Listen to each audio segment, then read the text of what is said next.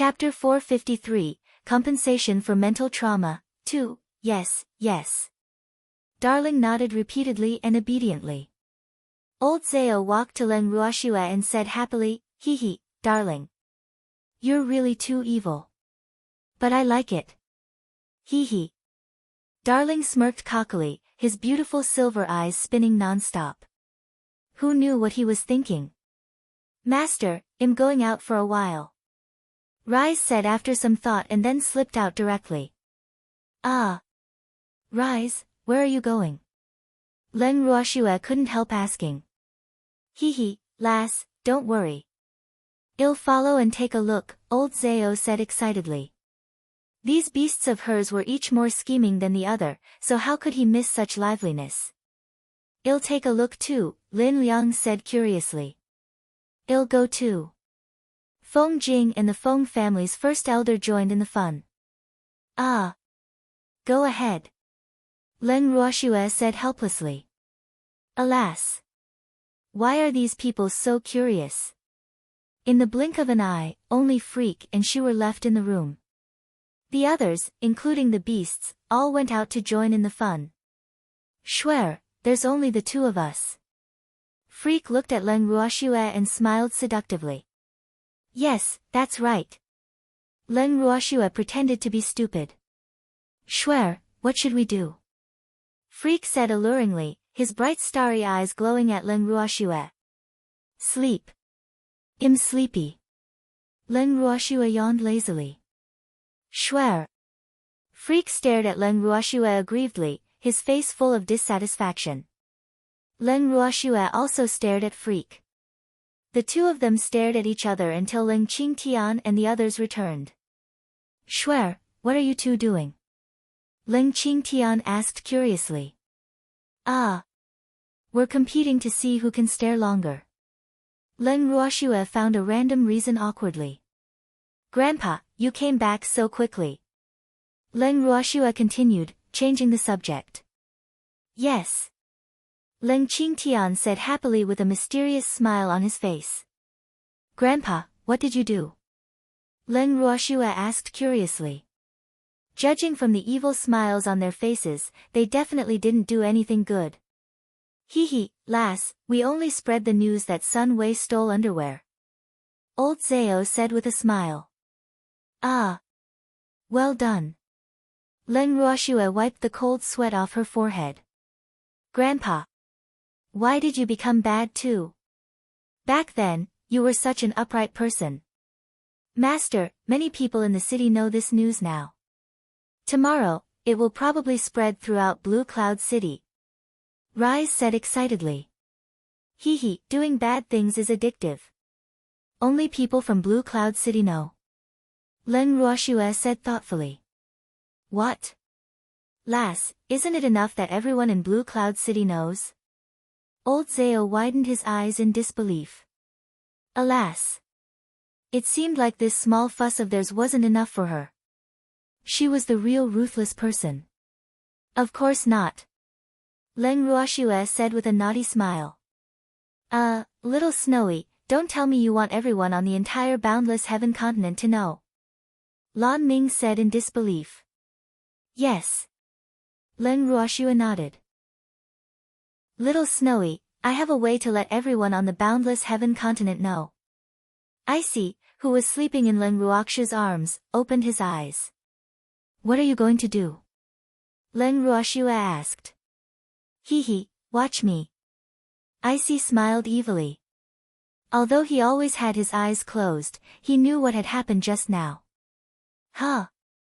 Leng Ruoxue looked at Icy doubtfully, not knowing what he wanted to do. Icy cleared his throat and then roared out the window, Sun Wei from the Alchemist Association headquarters stole someone's underwear. The sound was so loud that it traveled far and wide, and it even echoed. Are you sure the entire continent can hear you? Leng Ruoxue wiped the cold sweat off her forehead speechlessly. Is this Icy's so-called way? Of course. This is my secret technique. It's called 1,000-mile sound transmission. It won't be a problem to spread it across the entire continent, Icy said with a face full of pride. Little Icy, You're amazing, old Zao praised with 2 drops of cold sweat dripping down his forehead. Hee hee, it's just child's play. Icy's little face was full of cockiness, and then he closed his eyes to sleep. Ah. It's getting late. Everyone, rest early. Leng Ruoxue said helplessly to everyone. Everyone nodded and then returned to their rooms to rest.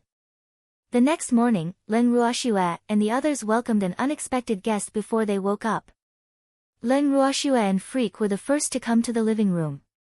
When she saw the old man waiting for them in the living room, she couldn't help saying, "Patriarch Lan, it's still early. Can't you come later?" "No," Lan Tao said irritably. "Then what do you want?" Leng Ruoxue asked speechlessly. She more or less understood this old man's character now. "You have to be responsible for me," Lan Tao said aggrievedly. "Boo-hoo. I really lost all my face this time." "Ah. What happened to you? Did you encounter a robber?" Leng Ruoxue asked in puzzlement while looking at Lan Tao, who was covered in dust and had tattered clothes and messy hair. "Humph. It's all that puppy's fault," Lan Tao said furiously. "Boo-hoo. That dog is really too much of a bully. You only have yourself to blame. You said you wanted to snatch him." Little Icy was just defending himself. Leng Ruoxue didn't pity him at all. Moreover, seeing Lan Tao in such a sorry state, she was already laughing in her heart. "What defending himself? Do you know where his sneeze sent me?"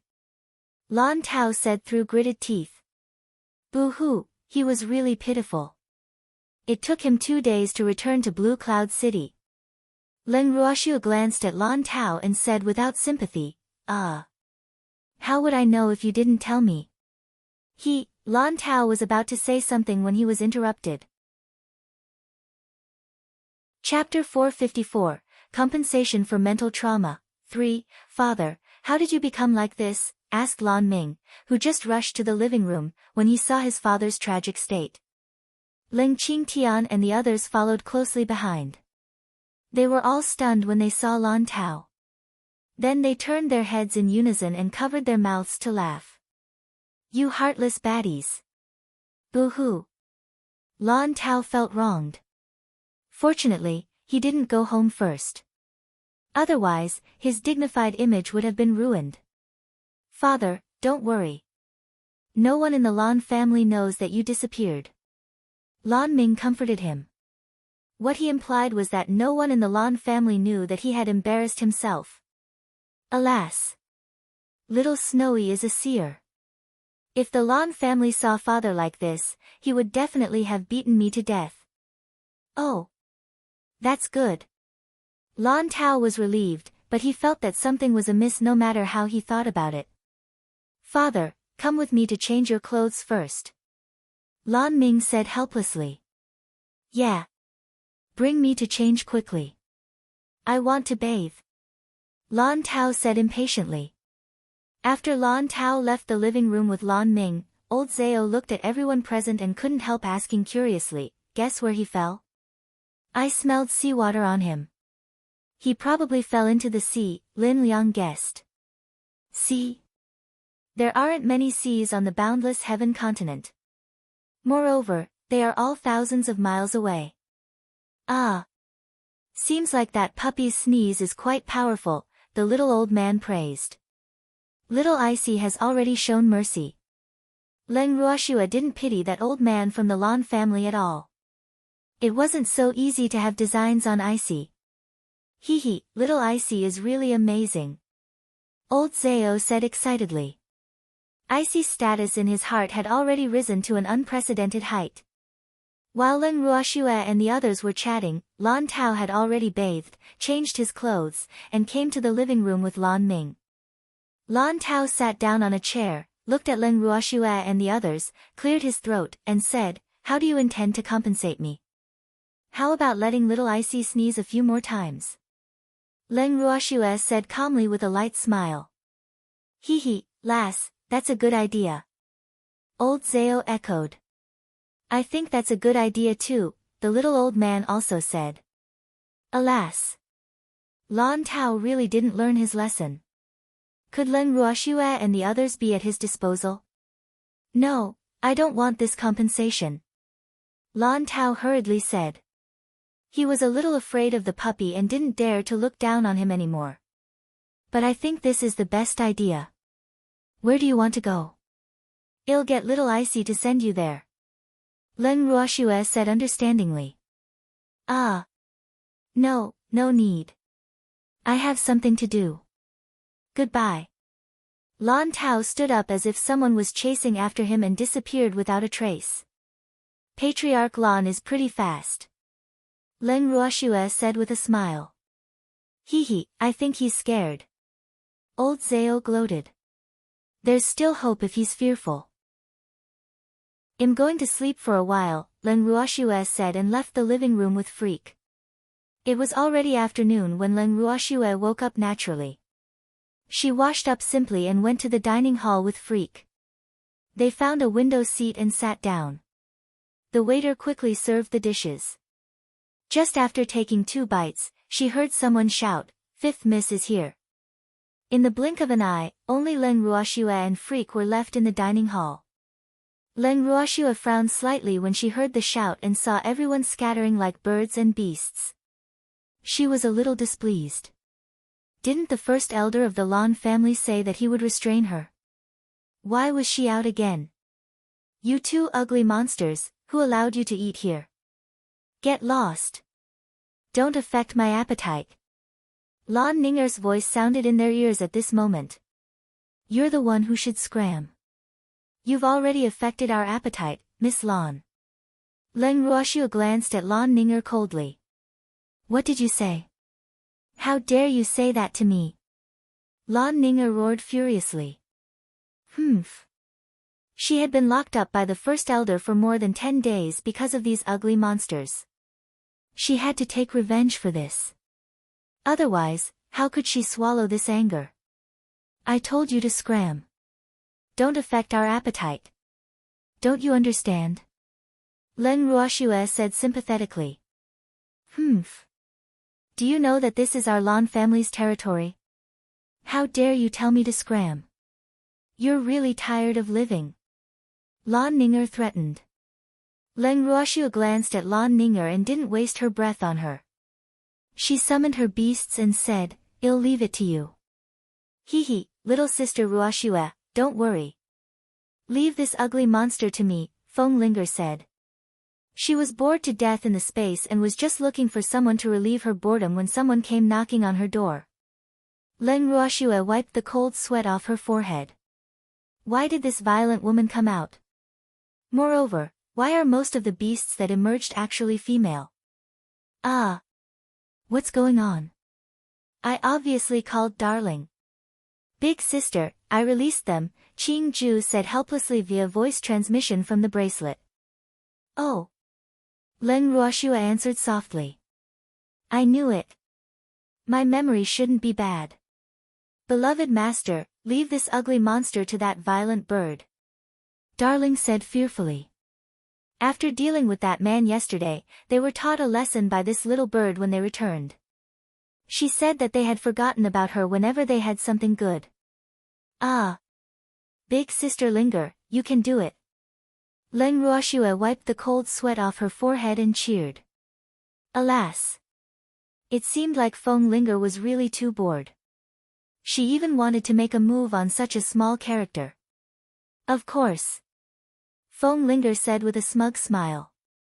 Then she spat out a stream of flames that coiled around Lan Ninger's body. Ah. I'm on fire. Hurry up and save me. Lan Ninger saw that her body was on fire and was so scared that she peed on the spot. Chapter 455, Compensation for Mental Trauma. 4. Her subordinates felt the temperature of the flames and saw the beasts glaring at them like they were prey not far away. They were so scared that they didn't dare to move at all. Miss Leng, please show mercy. She is the 5th young lady of the Lan family after all. The inn manager braced himself and appeared in front of Leng Ruoxue to plead. He didn't like this 5th young lady at all, but he couldn't let her die in the inn. Manager, don't worry, My beasts know their limits. Moreover, your Lan family's first elder promised me that I could deal with any Lan family member who provoked me. Leng Ruoxue gave the manager a reassuring look and comforted him. Ah. All right then. The manager was speechless and simply left the inn.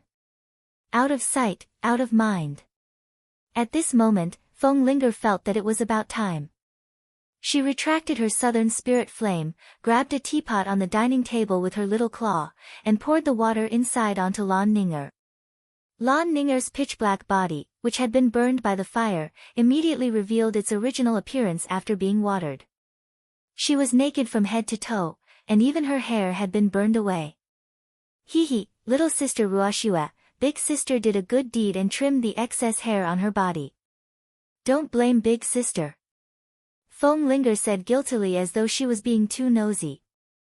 Ah. It's only right to do good deeds. But her subordinates probably won't be able to bring her back to the Lan family estate.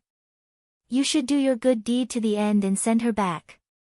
Leng Ruoxue said after some thought. Okay. Leave this to big sister. Feng Linger got a rope out of nowhere and tied Lan Ninger up. Then she tied one end of the rope to her claw and flew around the inn. Little sister Ruoxue, this thing is actually heavier than a pig. But I can still carry it, Feng Linger said with some dissatisfaction.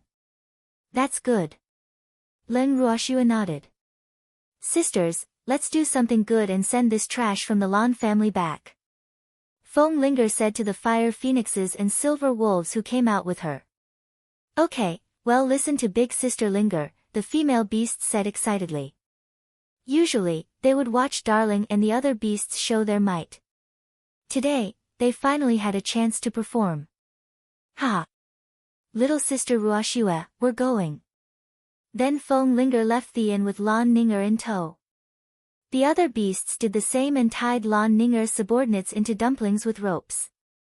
Then they dragged them and left closely behind Feng Linger. Beloved master, they are all tigresses. We can't provoke them, Darling couldn't help saying fearfully when he saw the female beasts leaving. Ha! Leng Ruoxue caressed Darling's fur and smiled gently. Schwer, aren't we going to watch the commotion? Freak asked curiously. No, the Lan family will deliver themselves to our door later, Leng Ruoxue said understandingly. If she guessed correctly, this had to be Lan Tao's doing. Then let's continue eating. Freak nodded. Okay. Let's eat quickly. The Lan family will be coming to settle the score later. Leng Ruoxue said expectantly. After dinner, Leng Ruoxue and Freak returned to their room and waited for the Lan family to come. At the same time, in the Lan family estate. In Lan Tao's study, Lan Tao and Lan Hong were staring at each other. The third elder of the Lan family was sitting calmly in a chair, holding a cup of tea and drinking it as if no one was around. Why did you let Lan Ninger out? First elder Lan Hong roared with some displeasure after staring for a while. She's been locked up for more than 10 days. This punishment should be enough. Lan Tao said nonchalantly. I think you just want to see the world burn. You will definitely regret it, the first elder gloated. How could Leng Ruoxue and the others be so easy to deal with? A single Lan Ninger would probably never return. But he didn't care. Anyway, he didn't like Lan Ninger much. He didn't care about Lan Ninger's life or death at all. Lan Ninger is from the Lan family after all. Leng Ruoxue won't dare to do anything to her, Lan Tao said nonchalantly. Are you sure? Lan Hong wasn't angry anymore. Instead, he chuckled. He didn't think that Leng Ruoxue wouldn't dare to do anything to Lan Ninger. After all, His Excellency Du Min was on their side. Ah. However, his eldest brother should know that His Excellency Du Min was with Leng Ruoxue and the others, right? Of course. Lan Tao was very confident. No one would dare not to give the Lan family face on the boundless heaven continent. But he would very quickly find out that he had miscalculated. Then I wish you good luck. Lan Hong was speechless. His eldest brother was sometimes like a child. He wouldn't turn back unless he hit a wall. By the way, why was Sun Wei injured? Lan Tao asked in puzzlement. He hadn't been home for 2 days. Why did Sun Wei get injured? Fortunately, he wasn't injured in their Lan family estate. Otherwise, they really wouldn't know how to deal with it. His Excellency Du Min was famous for being protective of his loved ones. I heard that he was injured because he stole someone's underwear. Lan Hong suppressed his smile. Yesterday, everyone in Blue Cloud City had heard that voice. After that, President Ren returned to the Lan family estate with the bloody and bruised Sun Wei. Today, the news of Sun Wei being injured spread across the entire continent like bamboo shoots after rain. Ah! Sun Wei is a master alchemist, but he actually stole underwear.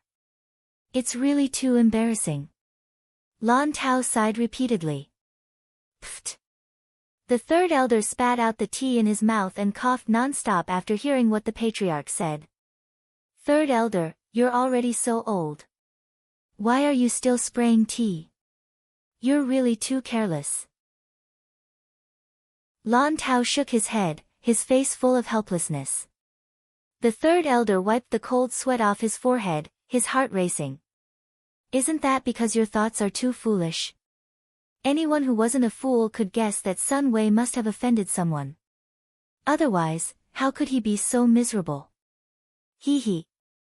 Serves him right for bullying my grandson. Lan family, come out quickly to collect your trash. Suddenly, a roar resounded through the entire Lan family estate.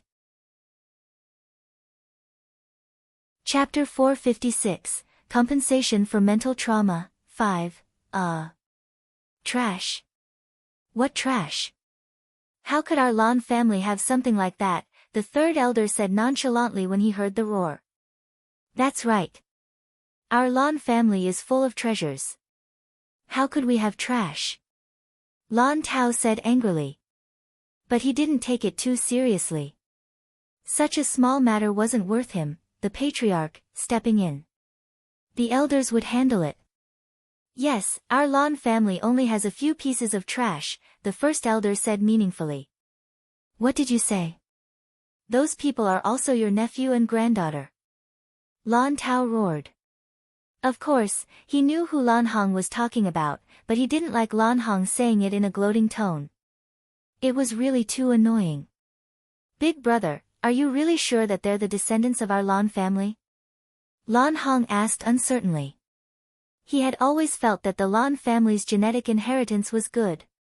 Why did it go bad when it came to Lan Fei? Probably. Lan Tao said uncertainly. They didn't crawl out of his stomach, so how would he know? Ah. Lan Hong was speechless. Big brother, can you not be so silly? But speaking of which, other than Tianer and Minger, I really don't find the characteristics of our Lan family in Big Brother's other sons. Patriarch, bad news. Some beasts are here to cause trouble. A guard of the Lan family came to report anxiously. There are actually beasts that dare to cause trouble in our Lan family's home? How bold! First elder Lan Hong said eagerly. Hee, this old bag of bones of mine hasn't exercised for a long time. I just happened to have a chance today. Let's go out and take a look, the third elder said with interest. Let's go. Lan Tao was the first to stand up. The three extremely bored old men looked at each other and walked out of the study together. After arriving at the main courtyard, the three of them looked up at the several huge fiery red birds flying in the sky, their bodies burning with raging flames, and were a little dumbfounded. Damn, this is... Patriarch, these firebirds are really too much. They actually dare to cause trouble in our Lan family's home. We can't let them go. The second elder, who was covered in dirt, walked to the side of the three of them and said with hatred. Damn it. He had lived for so long, but today, he was actually embarrassed by these few birds. Second elder, what happened to you? Where's your hair and beard? The third elder held back his smile and pretended to be stupid. Ha, the second elder's current appearance is really too funny. He would have rolled on the ground if he didn't have to consider the face of the elders. At this moment, the second elder's hair, beard, and eyebrows were all gone. His clothes were pitch black, hanging on his body like a rag with smoke coming out. Second elder, how did you end up in such a miserable state? The first elder said speechlessly. In fact, he was laughing in his heart. It's all because of those damn firebirds. They captured the fifth young lady and even came to our Lon family to cause trouble. I ended up in such a sorry state in order to protect our Lon family's reputation, the second elder said with a bitter face. What he implied was, I did all this for the Lon family. You can't laugh at me. Firebirds, your head. Do you know what kind of beasts they are?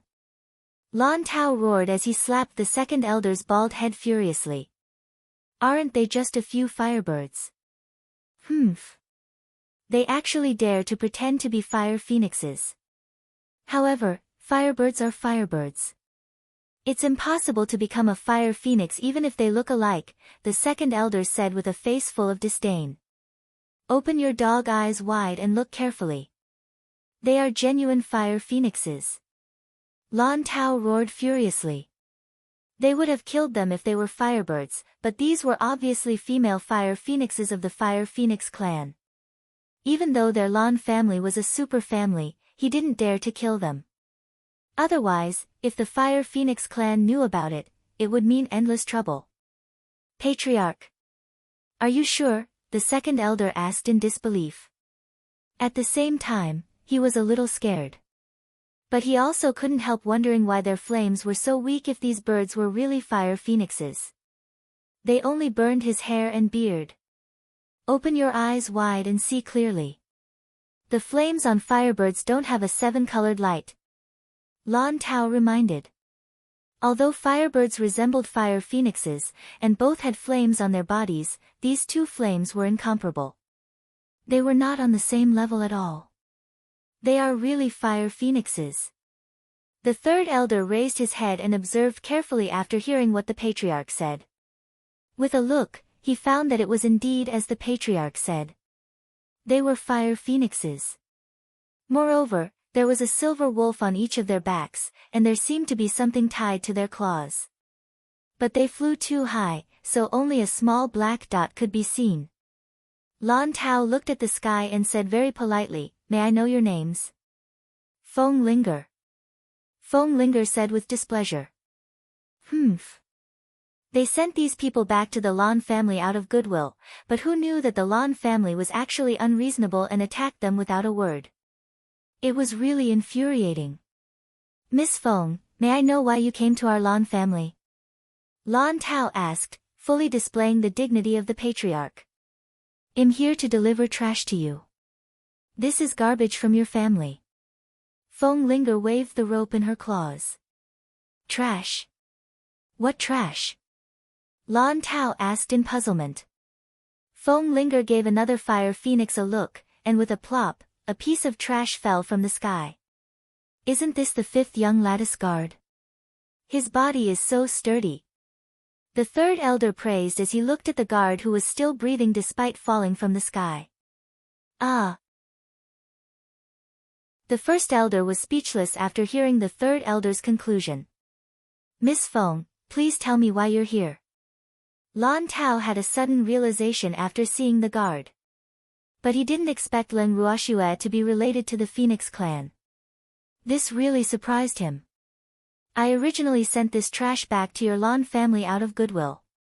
Unfortunately, not only did your Lon family not appreciate my kindness, but they actually dared to attack us. Humph. I'm angry, so I won't give these people to you. If you want them back, redeem them with money. 100 million purple gold coins per person, and 1 billion for this female. Feng Linger roared furiously. Humph. Did they really think a fire phoenix was a bird if it didn't show its might?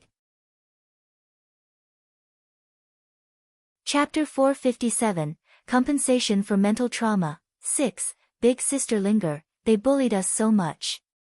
Are we going to only get such little compensation? a fire phoenix said with some dissatisfaction. Ah. It's a little too little. What else do you want? Feng Linger asked. I want herbs, lots of herbs. I want a lot of ores and materials. And all sorts of good treasures. The few beasts began talking at once.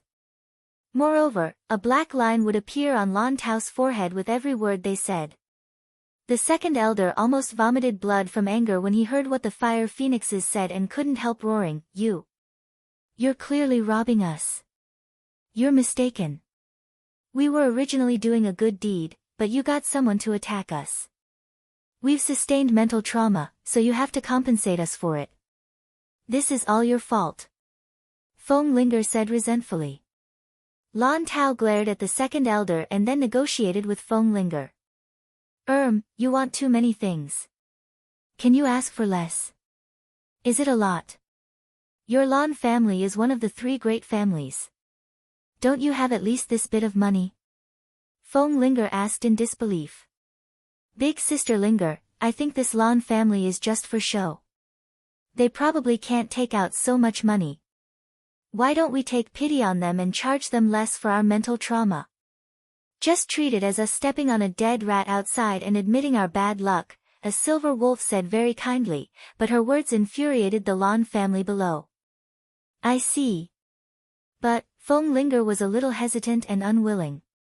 With no one guarding the door, Lan Fei ran out of his room and heard the silver wolf's words as soon as he arrived at the main courtyard. He roared at the top of his lungs in anger, who said that our Lan family is poor? Our Lan family has a lot of money, you furred beasts. Boo-hoo. Big Sister Linger, he called me a beast. The silver wolf immediately wailed with tears in her eyes. Ah. Don't cry. Don't cry. He's the beast. He's a bastard. Feng Linger comforted while scolding. Big Sister Linger, my fragile little heart has been seriously injured. I demand compensation for mental trauma, the silver wolf said pitifully with tears in her eyes. No problem. Big Sister will get it for you. Feng Linger said very loyally. Bastard, you made my sister cry. You have to compensate her. Feng Linger roared. You damn bird, you are, Lan Fei was about to scold back.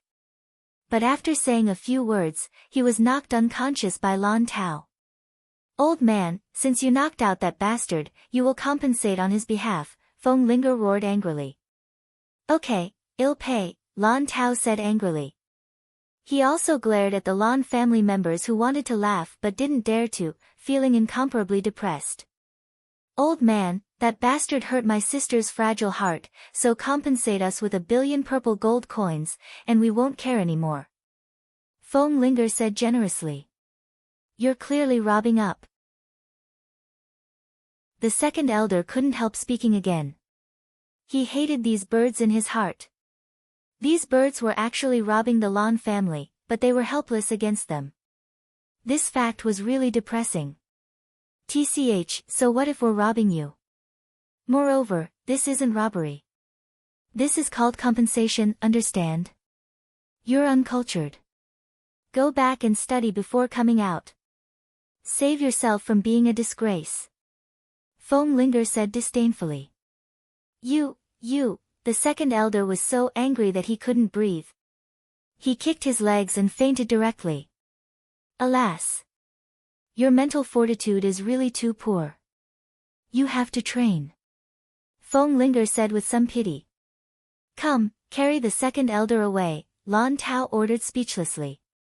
For the compensation you want, money is fine, but we don't have so many items.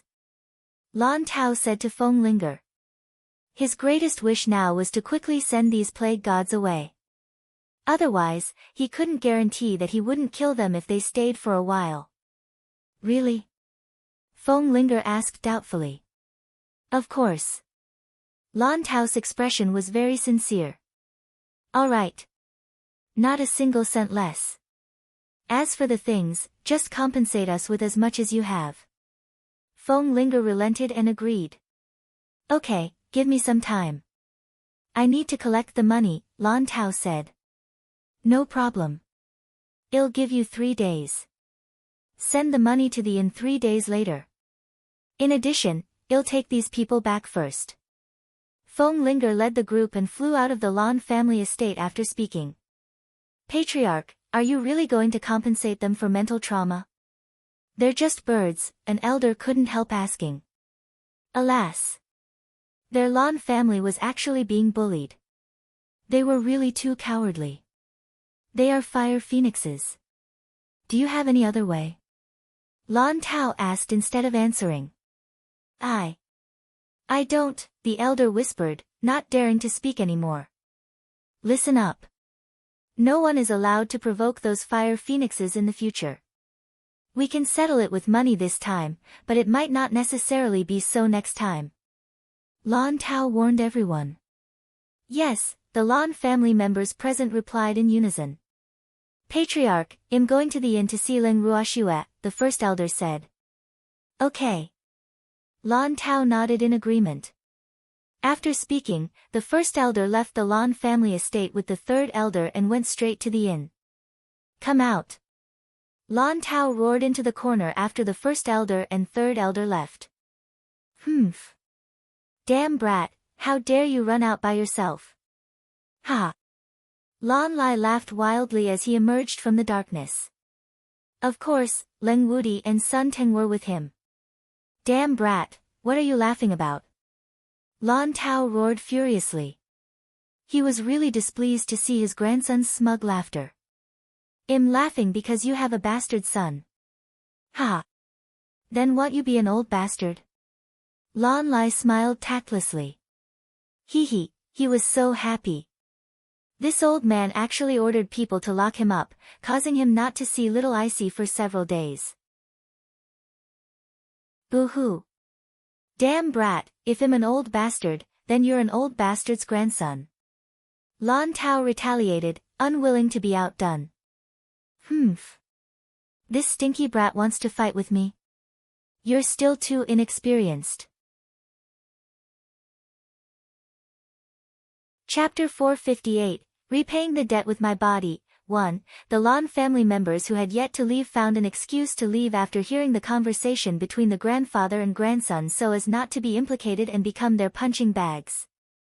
Humph. I'm not a bastard grandson. Lan Lai refused to admit it. Brat, if I say you are you, then you are. Lan Tao said domineeringly.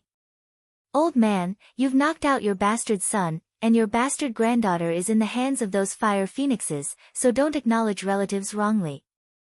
Lan Lai said without giving him any face. He really admired Leng Ruoxue now.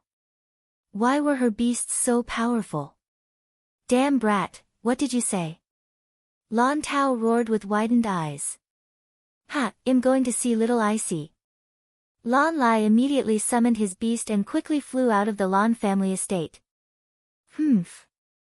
He had escaped with much difficulty and didn't have time to bicker with this old man. Seeing Lan Lai flying away, Leng Wudi and Sun Teng also summoned their beast pets and left the Lan family estate under Lan Tao's angry gaze. At this moment, the first elder and the third elder were on the way to the inn where Leng Ruoxue and the others were staying. First elder, what should we say to Leng Ruoxue when we get there? The third elder couldn't help asking. He really hadn't expected that there were fire phoenixes with Leng Ruoxue. I don't know either. The first elder was a little troubled. Alas. The second elder offended those fire phoenixes, and they requested compensation, so it was probably impossible not to bleed money. Then why are we going? The third elder asked in puzzlement. To bond with her. The first elder thought of a good reason. Everyone around Leng Ruoxue had dragons as their pet beast, and she had fire phoenixes. Alas! What powerful combat strength this was! Therefore, they had to take it seriously and reconsider Leng Ruoxue's value. At the residence of Leng Ruoxue and the others, Feng Linger and the other beasts had returned to the inn. Little sister Ruoxue. Feng Linger casually threw Lan Ninger onto the ground, transformed into a small bird, and landed on Leng Ruoxue's shoulder. Big sister Linger, you've worked hard, Leng Ruoxue comforted. She knew that Feng Linger had suffered a lot when she went to the Lan family, so she was very displeased. Not at all. It's just that the Lan family doesn't know what's good for them. They actually attacked us. However, that damn old man isn't any better. I burned all his hair and beard. Feng Linger said proudly. Ha, lass, your pet beasts are really amazing. The Lan family is going to bleed a lot this time, the old man, who had gone to the Lan family estate to watch the commotion, said excitedly as soon as he returned to the inn. Hee hee, lass, we're going to make a fortune again, old Zao said happily. They had been in the inn just now, but they had rushed to the Lan family estate immediately after seeing the fire phoenixes transform into their true forms. They hadn't expected to see such a spectacular scene. What's the reaction of the Lan family? Leng Ruoxue asked. She didn't believe that the Lan family would obediently send money to her door. She had stayed in the inn just now and didn't go to the Lan family to watch the commotion. But she knew what the beasts had done because of her contracts with them. The only thing she didn't know was the reaction of the Lan family. Lan Tao has already agreed. He shouldn't go back on his word, old Zao said after some thought. If I'm not mistaken, the first elder should be on the way here, Leng Ruoxue said in understanding. Ha, little Snowy, you're right. Lan Lai's voice sounded in everyone's ears. Why are you here? Leng Ruoxue asked lightly with a slight frown. She hadn't seen Lan Lai for a few days, and she had thought that he wouldn't come again. Boo-hoo. Little Snowy, you despise me. Lan Lai's eyes welled up with tears as he pretended to be pitiful. Yes. Did you just know? Leng Ruoxue said with a light smile. Boo-hoo. Little Snowy, I'm here to give you information. How can you do this to me? Lan Lai said pitifully, looking extremely aggrieved. You're from the Lan family. Are you so impatient to betray them? Leng Ruoxue said speechlessly. The way this pair of Lan family grandfather and grandchild interacted was really different. Hee hee, how do you know? Lan Lai said shyly. His greatest wish in life was to see the old man suffer. I guessed, Leng Ruoxue said. Hee hee, little Snowy, let me see little Icy. Lan Lai pleaded. This was his main purpose for coming here. Little Icy is sleeping on the bed. But don't wake him up. He hasn't been in a good mood these 2 days, Leng Ruoxue reminded helplessly. Yes, I know. I'll just watch from the side, Lan Lai promised. Then he crept to the bed, sat down, and stared at Icy, who was sleeping soundly on the bed. Seeing Lan Lai's affectionate appearance, Leng Ruoxue thought, Lan Lai doesn't really have any improper thoughts about little Icy, does he? Hopefully not. Otherwise, little Icy will bite him to death. While Leng Ruoxue was letting her imagination run wild, the first elder and the third elder arrived. The two of them greeted everyone in the room and then turned their gazes to Leng Ruoxue.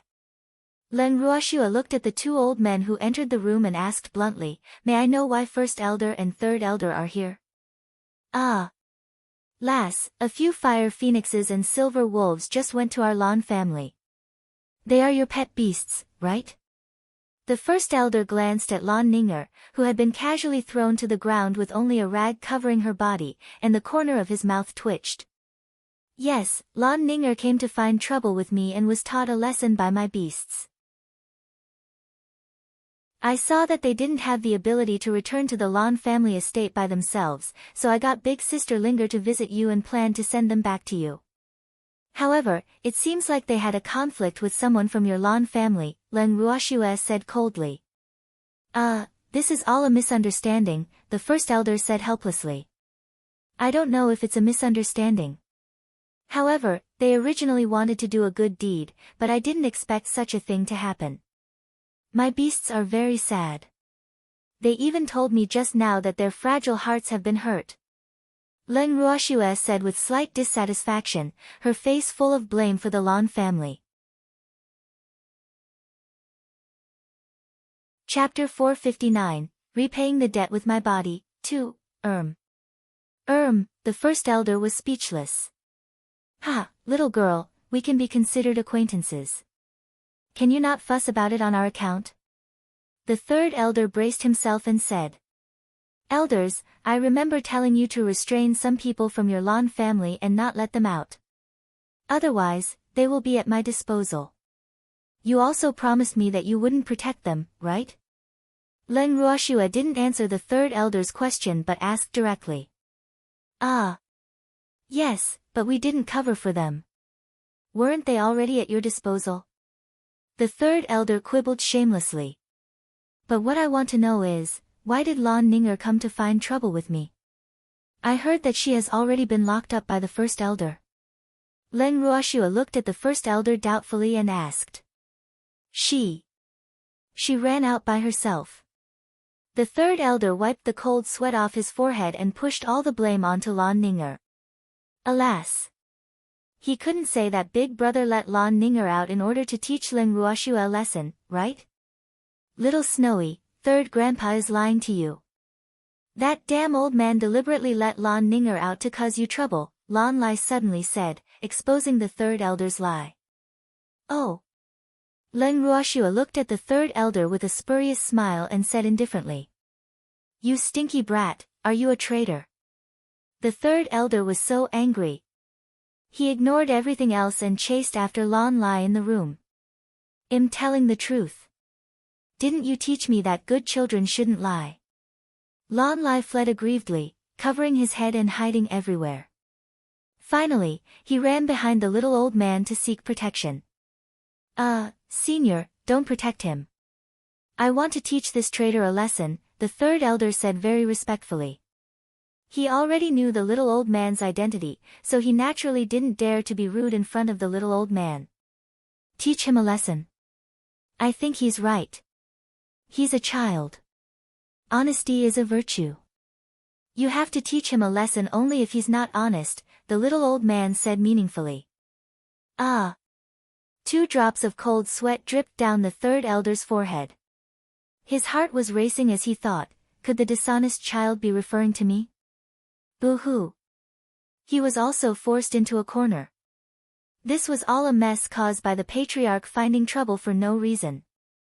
Third grandpa, you can't run away if you did something wrong. Don't hide it for that old man. Lan Lai was being even bolder since someone was backing him up. Stinky brat, that's your biological grandfather. The third elder couldn't help roaring. Humph. I call him old man in front of him. Lan Lai said nonchalantly. Alright, go back to your Lan family if you want to argue or fight. Now, first elder, third elder, you have to give me an explanation, Leng Ruoshua said coldly. She was unwilling to become the sacrificial lamb for the battle between the Lan family's grandfather and granddaughter, so she would not let go of the benefits that should be gained. Ah! The first elder and third elder were stunned. Did they hear it right? Leng Ruoshua actually wanted an explanation from them. What explanation? Little girl, what explanation do you want us to give you? The first elder asked foolishly. Was he really old? Why couldn't he understand what this little girl was saying? Shouldn't you give me an explanation for breaking your promise? I thought that the Lan family had always valued integrity the most. Isn't that so? Leng Ruoshua looked at the 2 Lan family elders doubtfully and said slowly. Of course, but, this isn't a breach of trust, right? First elder wiped the cold sweat off his forehead and quibbled. Oh, then I'm afraid it depends on the person. Anyway, in my opinion, if you didn't do what you promised me, you would be breaking your promise to me. Of course, I don't care if you don't think so, Leng Ruoshua said nonchalantly, her face full of understanding of the 2 of them. Little girl, what do you want then? The third elder said speechlessly. He realized today that this little girl was really too difficult to deal with. No wonder she dared to pry into the corner of their Lan family and dared to teach the Lan family a lesson. There is a rule in my hometown. If one party breaks the agreement, the other party has to pay for the breach of contract, Leng Ruoshua said with a smile, her expression so sincere. Breach of contract? The two shrewd old men finally understood. This was asking for more money. This little girl's beast had already taken a lot of money from the Lan family. Why didn't this girl intend to let the two of them go? It was too despicable. This little girl was really a vampire. Yes, you need to pay for your breach of contract, Len Ruoxue said calmly. We don't have money, the two old men said in unison, deciding to collectively cheat. No money. It's okay. You can work to repay my debts if you don't have money. Len Ruoxue said with a light smile. Ah. Work to repay debts. The two old men were dumbfounded. What did she mean by working to repay their debts? Did she mean working for this little girl? Working, as the name implies, that you will work for me in the future until you pay off the debts you owe me. Moreover, I won't be paying for your accommodation nor food. Len Ruoxue knew that these two old men definitely didn't know what work was, so she explained it to them directly. Ah. How long do we have to work for you? The first elder couldn't help asking. He finally understood that Len Ruoxue wanted them to be her subordinates. That will depend on your working ability. If your abilities are too poor, I'm afraid you will have to work for life, Len Ruoxue said very understandingly. These two old men were from the Lan family and were esteemed elders. They would definitely not do manual work. A lifetime? How much do we owe you in total? The third elder then remembered that he had not asked the most important question. They still did not know how much money they owed Len Ruoxue. He would not want to work for others if it was not much. 2 billion purple coins. Len Ruoxue stretched out 2 fingers. What? You're robbing us openly. Why would we owe you so much money? The first elder roared angrily. It's all because of your high status. Ordinary people don't have to pay so much if they break the contract, but you're different. With your status, I even gave you a discount. 1 billion each, a total of 2 billion. Len Ruoxue explained. Chapter 460, Repaying the Debt with My Body, 3. If you don't have money to pay, then work to pay off your debts. Of course, if you don't want to pay back your money and don't want to work, an ordinary citizen like me can't do anything to you.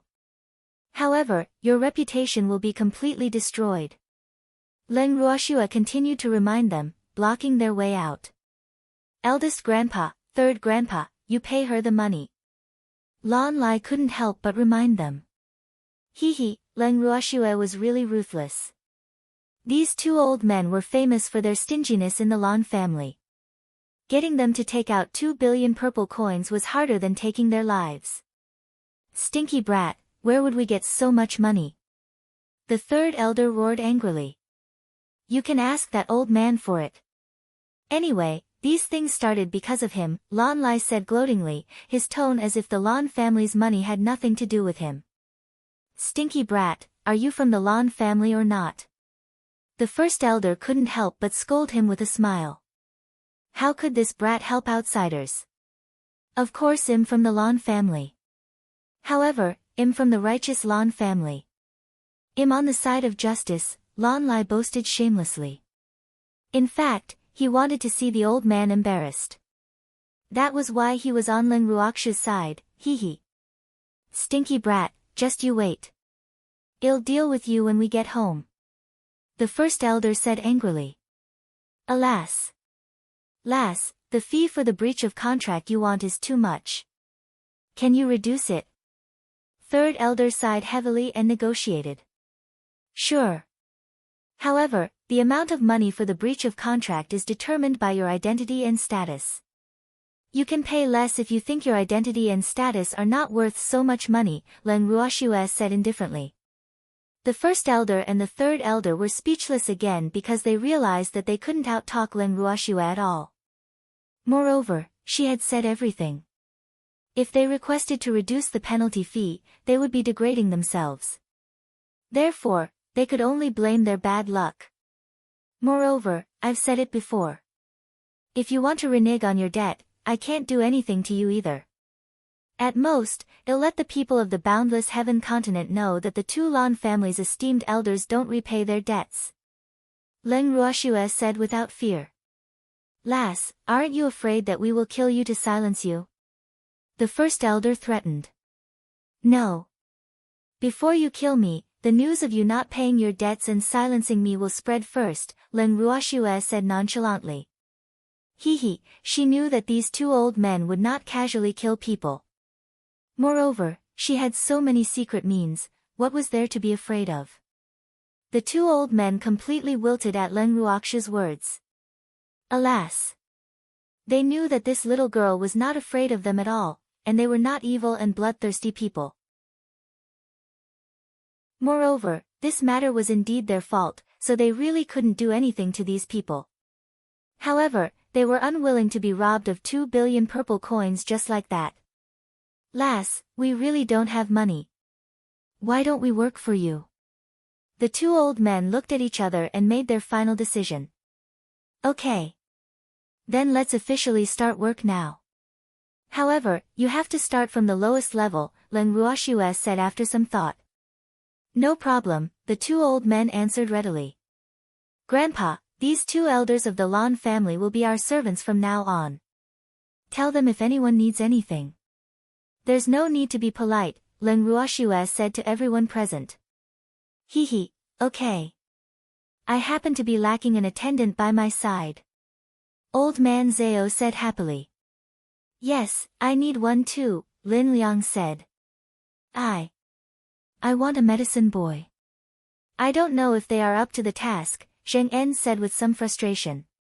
He looked up and down at the first elder and the third elder, as if he was thinking about which of them was more suitable. Silly boy, how are they qualified to be medicine boys? They don't even differentiate between grass and medicine. If they spoil those precious herbs, I think they will have to pay with their next life as well, the little old man said very cooperatively. Master is right. They should still be servants. Zheng En nodded in realization. Everyone's words made the first elder and third elder break out in cold sweat. They muttered in their hearts, were they that bad? They could only be servants instead of anything else. Little girl, how much is our monthly pay? Third elder asked with a few black lines hanging on his forehead. Grandpa Du, what's the price for servants on the boundless heaven continent? Leng Ruoxue turned to look at the little old man and asked. That's hard to say. For a super family like the Lan family, the monthly pay given to servants is very high because they have a big family and business. An ordinary servant probably has 10 purple coins a month. For a small family, 1 purple coin is the limit, the little old man said very cautiously after thinking. Oh, I see. Then we can't even be considered a small family. Just 500 amethyst dollars a month then. Leng Ruoxue said after some thought. 500? The third elder's eyes widened in disbelief. Did he hear it wrong? Did this little girl say 500? And in amethyst coins? The mighty third elder of the Lan family working for her was only worth 500 amethyst coins. Lass, we are the elders of the Lan family. Is this all we are worth? The first elder asked in disbelief. He had never thought that he would be so cheap at this age. Boo-hoo. So what if you're an elder of the Lan family?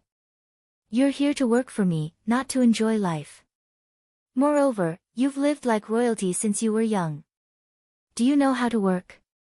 Do you know how to serve others? Leng Ruoxue asked in return. The first elder was speechless. They really didn't know how to serve others. Little girl. I admit that we don't know how to do these things, but you can arrange some other work for us. We can still be your bodyguards or something, third elder said. I don't need a bodyguard.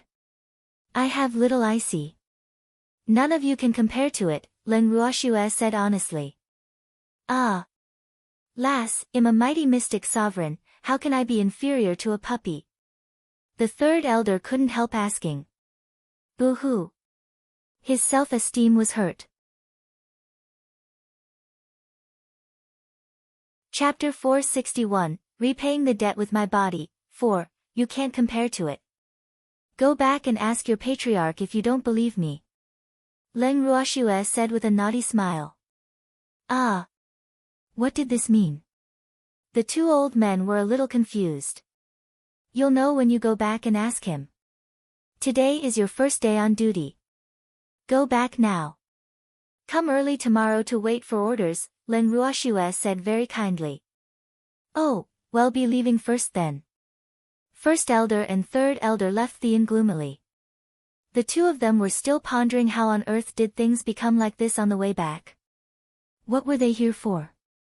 Now, they were completely confused, and they couldn't think of the main reason for going to see Leng Ruoxue. The only thing they knew was that they had implicated themselves at the residence of Leng Ruoxue and the others. Little Snowy, do you really intend to let the first elder and the third elder work for you? Lan Ming, who had been silent since the two old men left, couldn't help asking. He really admired Leng Ruoxue. The patriarch and elders of the Lan family couldn't do anything to her. Of course not. What can those two old men do? However, since they can't bear to part with the money, they have to repay the debt with their bodies, Leng Ruoxue said without any sympathy. In fact, she was already laughing in her heart. Hee hee, little Snowy, you're really too amazing. You can actually make them suffer. Teach me. Lan Lai ran to Leng Ruoxue and looked at her with admiration, his bright black eyes blinking non-stop. Do you want your grandfather to suffer so much? Leng Ruoxue asked speechlessly. She really didn't know what they were thinking. Yes. That old man has liked to cause trouble for me since young and drag me down. He always wreaks havoc on things I like, so our relationship isn't good at all, Lan Lai said angrily. He really hated that old man to death. But that's not what I saw. Leng Ruoxue said in realization. In her opinion, the patriarch of the Lan family loved this grandson very much. She just didn't know what irreconcilable conflicts existed between them, so it created the way they interacted with each other now. Moreover, the patriarch and the two elders of the Lan family didn't fly into a rage out of humiliation when she robbed them of so much money. There was probably some reason for Lan Lai's behavior, and this was enough to show how important he was in their hearts. You're mistaken. You don't understand that old man at all. You've never seen him. Lan Lai said indignantly. He had known that old man for more than 20 years. How could he not understand what kind of person that old man was? Who said I haven't seen him? I've seen him previously, Leng Ruoxue said helplessly. She couldn't be bothered to argue with Lan Lai's stubbornness. When did you see him? Why don't I know about it? Lan Lai said with some displeasure. What did that old man want? Did he want to interfere with his friendship again? I saw him a few days before you came, Leng Ruoxue said. Ah. Did he say anything nasty? Lan Lai said worriedly. That stinky old man had always been blunt with his friends. No, he's just here to see little Icy. Leng Ruoxue sighed and explained. Oh, that's good. Lan Lai was relieved. By the way, I have something on. I'll take my leave first, Lan Lai continued. Then he hurriedly left the inn. Leng Wudi, Sun Teng, Leng Ruoxue, and the others greeted each other before leaving with Lan Lai. Shuer, why is this kid so energetic? Leng Qingtian asked in puzzlement. I think he went back to the Lan family to settle scores with my father, Lan Ming said understandingly. Hee hee, that's their unique way of getting along. Outsiders can't understand it, Leng Ruoxue said with a light smile. Everyone was chatting when suddenly there was a knock on the door. Is Miss Leng here? Someone's looking for her outside. The waiter's words sounded from outside. Who's looking for me? Leng Ruoxue was a little surprised. She hadn't been in the boundless heaven continent for long and didn't know many people. Why would someone name her? They didn't say, the waiter replied. Oh, freak, let's go take a look. Leng Ruoxue turned to the freak. Okay. The freak nodded. In fact, he was quite curious. The two of them left the room and came to the hall of the inn. At this moment, two young men stood in the middle of the hall. One of them was someone they were familiar with, Su Heng, who had once gambled with them. They did not know the other person. Su Heng, why are you here? Are you here to make a bet with me? Leng Ruoxue teased with a light smile. No, no. I don't want to make a bet with you anymore, Su Heng said fearfully. How would he dare to make a bet with her when all his years of savings were gone? Oh. Then why are you here? Leng Ruoxue was a little puzzled because she didn't expect the person to see her to be Su Heng. Are you Leng Ruoxue? The handsome man beside Su Heng asked before Su Heng could answer. I'm Leng Ruoxue. Why? What's the problem? Leng Ruoxue looked at the man cautiously and asked calmly. Are you from the Ling Feng continent? The handsome man couldn't help asking. No, why? Leng Ruoxue denied. Oh, I don't think you will be the Leng Ruoxue I know, the handsome man said with a sigh of relief. Do you know someone named Leng Ruoxue? Leng Ruoxue pretended to be curious, but she was guessing the man's identity in her heart. This man was handsome and had an extraordinary temperament, but his eyes carried a trace of ruthlessness and gloominess. His strength was only that of a mystic, but his identity and status should be higher than Su Heng's respect for him. Yes, but she should still be on the Ling Feng continent, the handsome man said with certainty. Oh, how should I address you? Leng Ruoxue asked curiously. Su Qian, the handsome man said softly. He is the young master of our Su family, Su Heng added. Chapter 462, The Tragic Lan Family Elders, 1, Oh, so it's the young master of the Su family. Sorry for being rude, Leng Ruoxue said politely. It's okay. It's not strange that you didn't know. Su Qian said generously. Young Master Su, we are not the people you are looking for. If there's nothing else, we will take our leave, Leng Ruoxue said very politely. Okay. Su Qian nodded. Freak, let's go back to our room. Leng Ruoxue turned to the freak. Okay. The freak nodded, and the two of them turned and returned to their room. What's the name of the man beside her? Su Qian asked lightly after watching Leng Ruoxue leave. Freak, that man is called Freak. Su Heng hurriedly said. He was very curious why young master paid so much attention to Leng Ruoxue. He had been asking him about Leng Ruoxue ever since he heard her name. However, in his opinion, Leng Ruoxue was not worthy of the young master at all. Freak? Is that man's name? Do you think anyone would have such a name? Su Qian said with a cold face, a little displeased. For some reason, after seeing Leng Ruoxue just now, he was a little disappointed that she was not the person he was looking for, but that woman gave him a familiar feeling, which couldn't help making him a little puzzled. Su Heng was speechless. That man seemed to be called Freak during the competition, even though he didn't live up to his name. However, he couldn't remember much. Hurry up and find out that man's real name. Su Qian ordered, then strode out of the inn. Su Heng, who was standing in the lobby of the inn, was in a dilemma. How could he find that out? Should he ask that man himself? Leng Ruoxue and the freak immediately told her grandfather and the others after returning to their room. Everyone was silent for a moment.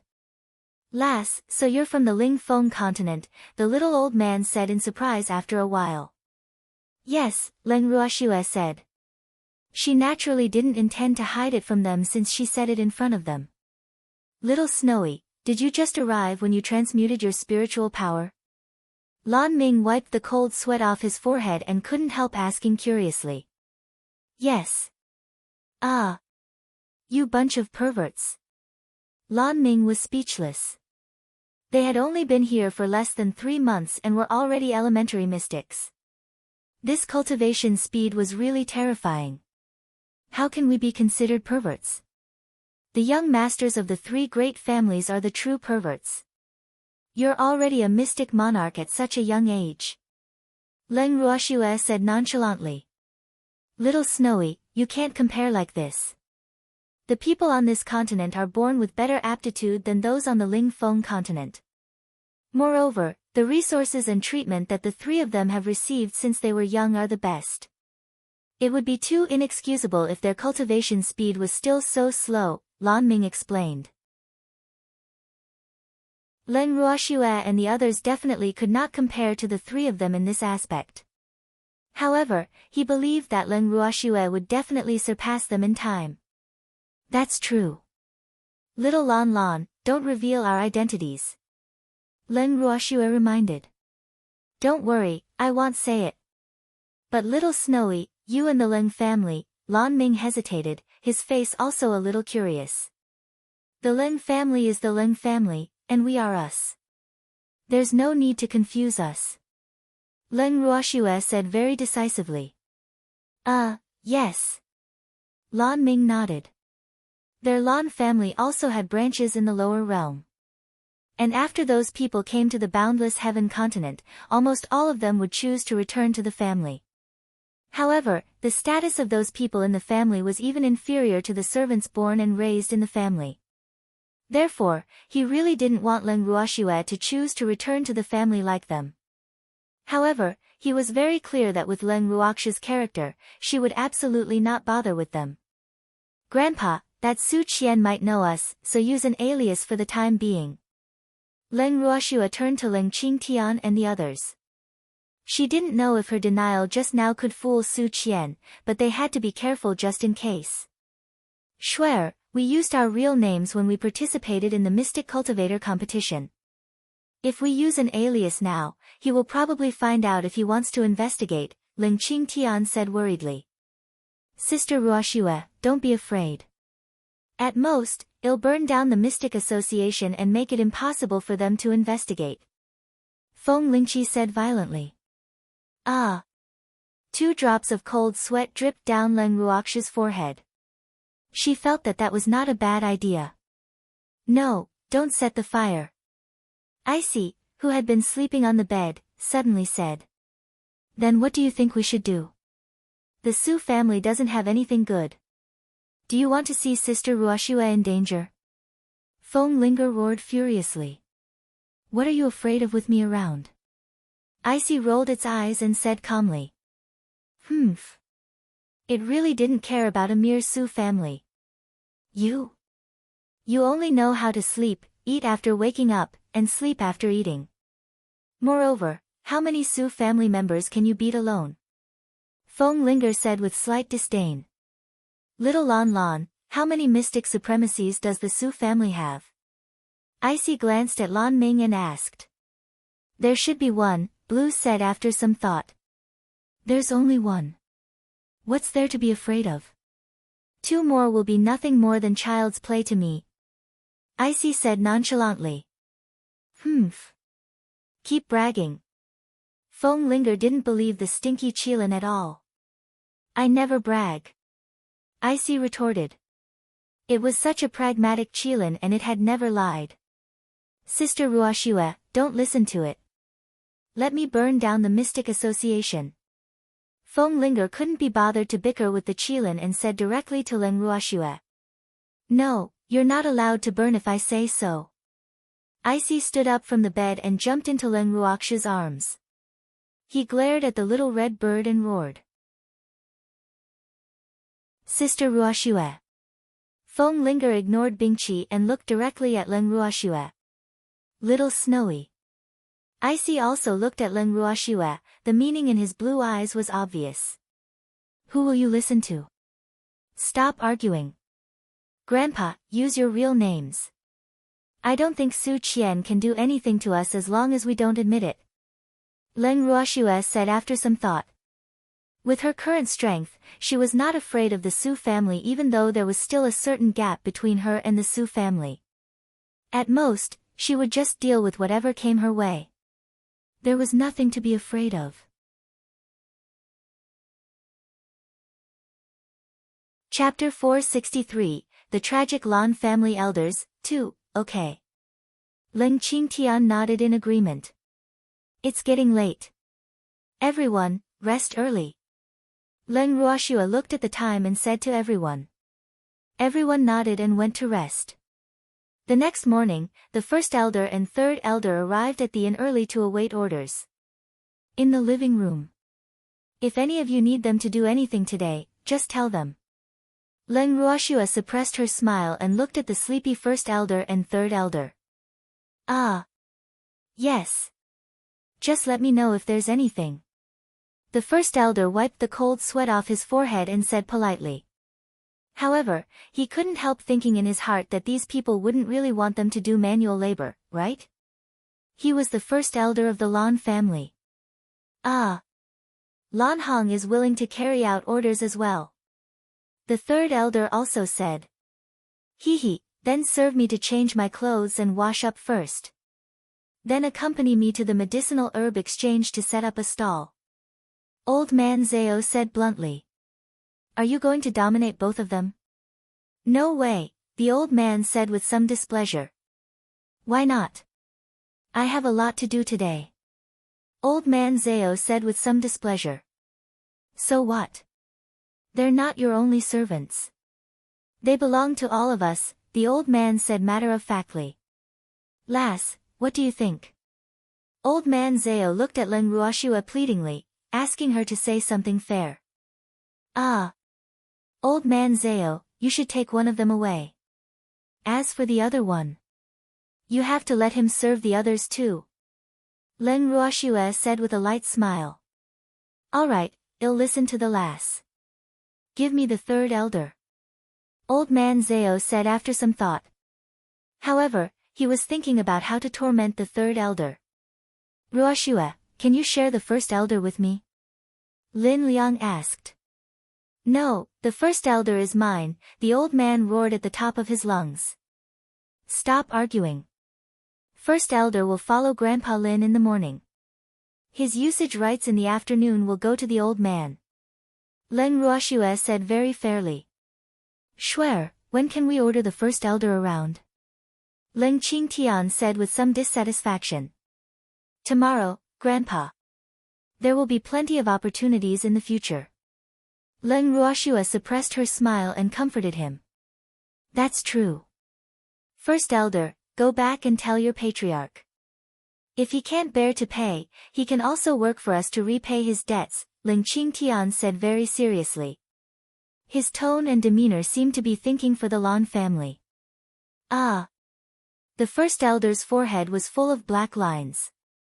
He was very speechless, and he couldn't help but grumble in his heart, what's wrong with you ordering us around? It's not enough with the two of us. You actually want the patriarch to be your servant too. Grandpa, the patriarch of the Lan family would rather pay than come to our house to be a servant. That old man loves his pride. Leng Ruoxue said very understandingly. In fact, she had been laughing in her heart for a long time. Hee, Grandpa and the others had learned bad things. They didn't care when it came to teasing people. Oh. That's a pity, Leng Qingtian said with a regretful face. Yes. What a pity. I've never used the patriarch as a servant before. Old man Zhao echoed. You, the third elder was speechless. He really didn't know how these people's heads grew. They actually dared to have such thoughts. Alas. If the patriarch knew, he would definitely be angered to death. Little third, follow me. Old man Zhao said to the third elder with a smile. However, the third elder still stood there without any reaction. Old man Zhao patted the third elder's shoulder angrily and said with displeasure, I'm talking to you. Are you pretending not to hear me? Are you talking to me? Weren't you calling someone called Little Third? You didn't call for me. The third elder said aggrievedly. Boo-hoo. Why were the people around Leng Ruoxue so unreasonable? I'm calling you. Aren't you the third elder? From now on, you'll be called Little Third around here. Old man Zhao gave the third elder a name domineeringly and said without allowing him to refute. the name Little Third is really too unpleasant. Can we change to another one? Third elder discussed pitifully. His dignity would be lost if everyone in the Lan family heard him being called Little Third. No, Little Third is simple and easy to remember. This is it. In fact, you don't have to be angry. He will be called Little First. Old man Zhao pointed at the first elder and smiled cunningly. Little First? Me? First elder pointed at himself and asked. Could he be hallucinating? It's you. You'll be called Little First from now on. Old man Zhao said with certainty. I don't want to be called Little First. You can call me First Elder. Lan Hong objected. He firmly opposed this name. There's no First Elder here. You're just a servant of our family. Old man Zhao reminded. Ah. Then you can call me Lan Hong. Anyway, I don't want to be called Little First. The first elder objected strongly. It's all right if you don't want to be called Little First, Leng Ruoxue said with a light smile, her bright eyes full of calculations. Ah. Lass, what are your conditions? The first elder said understandingly. Alas. This little girl had some rotten ideas again. Ha, look at all of us. There's definitely not enough with just you and the third elder as our servants. Isn't your second elder very free? Leng Ruoxue asked with a smile. Yes, he's very free. The third elder interrupted impatiently before the first elder could answer. Then you can ask him for help. If he comes, you can repay more of your debts every day. Leng Ruoxue enticed like a big gray wolf seducing Little Red Riding Hood. Lass, if we bring him here, can you not call me Little Third? However, I don't object to you calling him Little Second. The third elder said very disloyally. No problem. You can get anyone in the Lan family that you are not happy with to work to repay your debts. Leng Ruoxue said with a naughty smile. Ah. Lass, will Lan Ninger do? The third elder asked carefully. Chapter 464, The Tragic Lan Family Elders, 3, Her. No. I can't afford to use the most favored fifth daughter of the Lan family. Leng Ruoxue didn't want to see that woman. The first elder and third elder were depressed when they heard Leng Ruoxue's words. They couldn't help but grumble in their hearts.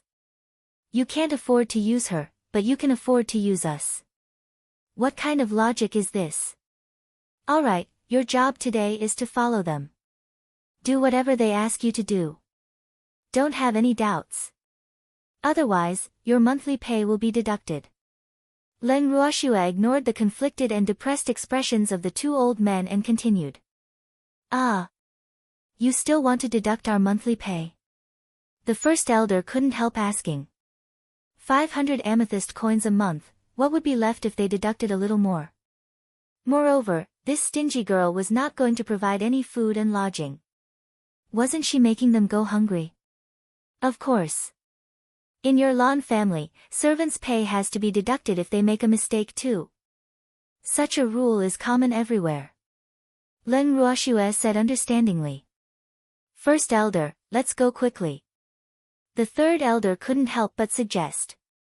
They couldn't scheme against this little girl. Their pay might be deducted if they stayed any longer. Ah. Let's go quickly. The first elder hurriedly said after reacting. He didn't dare to stay any longer. Otherwise, who knew what this little girl would come up with again? With that, the two old men disappeared into the living room. Ha! Leng Ruoxue couldn't help laughing as she watched the first elder and third elder run out of the living room. Hee hee. Lass. These two old men are really too timid. Old man Zhao said with a smile, in a very good mood. It's not that they are timid, but they have never seen people like you. No one in the Lan family dares to treat them like this at all, Lan Ming said with incomparable pity. He had been with Leng Ruoxue and the others for a long time and had already slowly adapted to their way of doing things. However, the first elder and the third elder were obviously still unable to adapt.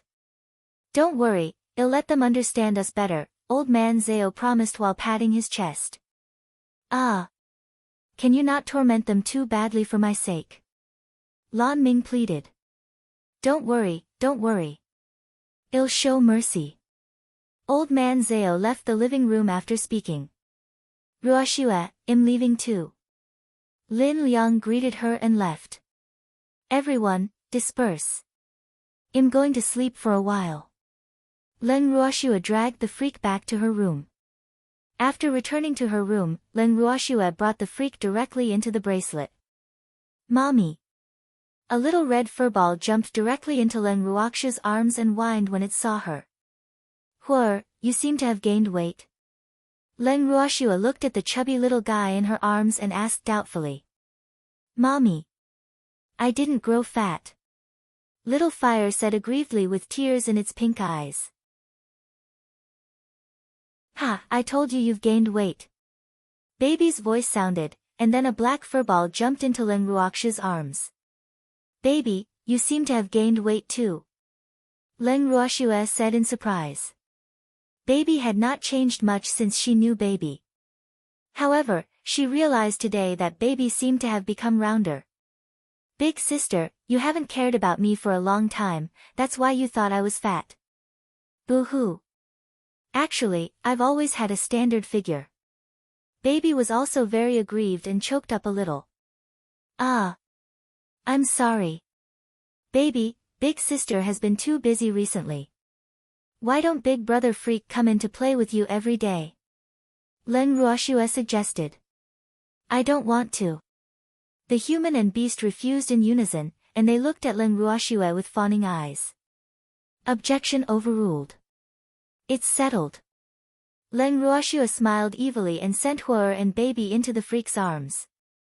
Then she said, Freak, play with them for a while. I'll go concoct some pills. With that, Len Ruoxue left the man and the two beasts and entered the purple bamboo hut. Schwer, the freak called out softly from behind Len Ruoxue. Unfortunately, Len Ruoxue ignored him. Boo-hoo. He didn't want to accompany these beasts that only knew how to compete for favor with him. Ha! In fact, Schwer's beasts are quite cute. Empty's voice sounded from behind the freak. If you like them, I'll leave them to you. The freak hurriedly threw Baby into Empty's arms. Why didn't you give Huer to me? Empty said in puzzlement. He's my son, the freak said matter-of-factly. Huer called Schwer mommy and called him daddy. Of course, he couldn't give it to others. Hee, daddy, Huer loves you and mommy so much. Huer acted coquettishly. Good. By the way, Empty, how are your injuries? The freak asked with concern. Much better. However, it's impossible to completely heal my injuries unless, Empty hesitated. He had long seen through it. He was already very satisfied that he could recover some strength after staying in this space for so long. How could he dare to hope for his injuries to recover completely? Do you need any rare herbs? There aren't any here, the freak asked in puzzlement. He might not know much about herbs, but he knew very well that the herbs in Schwer's space were already very complete. If Schwer didn't have any, then it must be very rare. Yes, there isn't any here, Empty said indifferently. In all these years, saving Icy was his only wish. He had never thought about himself. There will always be hope if you live. You have to believe in miracles, the freak comforted. Yes, as long as we are alive, nothing else is important. Empty sighed in agreement. The two of them chatted. Len Ruoxue saw the two of them chatting happily when she emerged from the purple bamboo hut after refining the pills. She didn't know what they were talking about. Len Ruoxue quietly came behind them and patted their shoulders mischievously. Then she teased, "What are you talking about? Don't tell me you're talking bad about me. How did you know?" Empty raised his eyebrows in surprise. "Schwer, why would we say bad things about you?" the freak said aggrievedly, tears flashing in his bright starry eyes.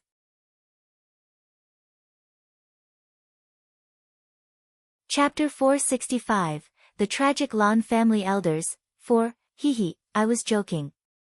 2 drops of cold sweat dripped down Leng Ruox's forehead. The freak was doing this again. It was really infuriating, but she just couldn't do anything to him. Alas! Was she destined to be eaten by the freak for the rest of her life? Shuer, you've been in there for a long time. I missed you, the freak said softly as he hugged Leng Ruox's slender waist. I went to concoct pills. Leng Ruoxua caressed his head like she was petting a puppy and comforted him. What pill did you concoct? The freak was a little curious. In the past, Shuer didn't mind letting him watch her concoct pills. However, she actually left him outside this time. Boo-hoo. Poison. Leng Ruoxua said mysteriously. Ah. Who do you intend to poison? The freak asked fearfully. Why did Shuer like to concoct poison recently? This was not a good sign. Ha, you'll know when the time comes. Leng Ruoxua kept him in suspense. As long as it's not for me, it doesn't matter who it is. The freak wiped the cold sweat off his forehead. Freak, why are you so cute? Of course not for you, Leng Ruoxua said with a naughty smile. You two are so mushy. Can you take note of your image? There are underage children here. Empty couldn't take it anymore. Underage children? Do you mean you? Leng Ruoxua deliberately said angrily. I've been an adult for many years. It's your son. Empty pointed at little fire in the freak's arms. Huer is also an adult. Leng Ruoxua said with a smile. As the spirit of heavenly materials and earthly treasures, Huer had lived for countless years. However, Huer's mind was still that of a child. Mommy. Huer has lived for a long time. Huer said with a childish tone. Yes. By the way, what time is it now? Leng Ruoxua asked. Shuer, it's already night outside, the freak said as he looked at the time. Oh, then let's go out quickly. Leng Ruoxua said hurriedly. Then she left the bracelet with the freak. After exiting the bracelet, the two of them came to the living room.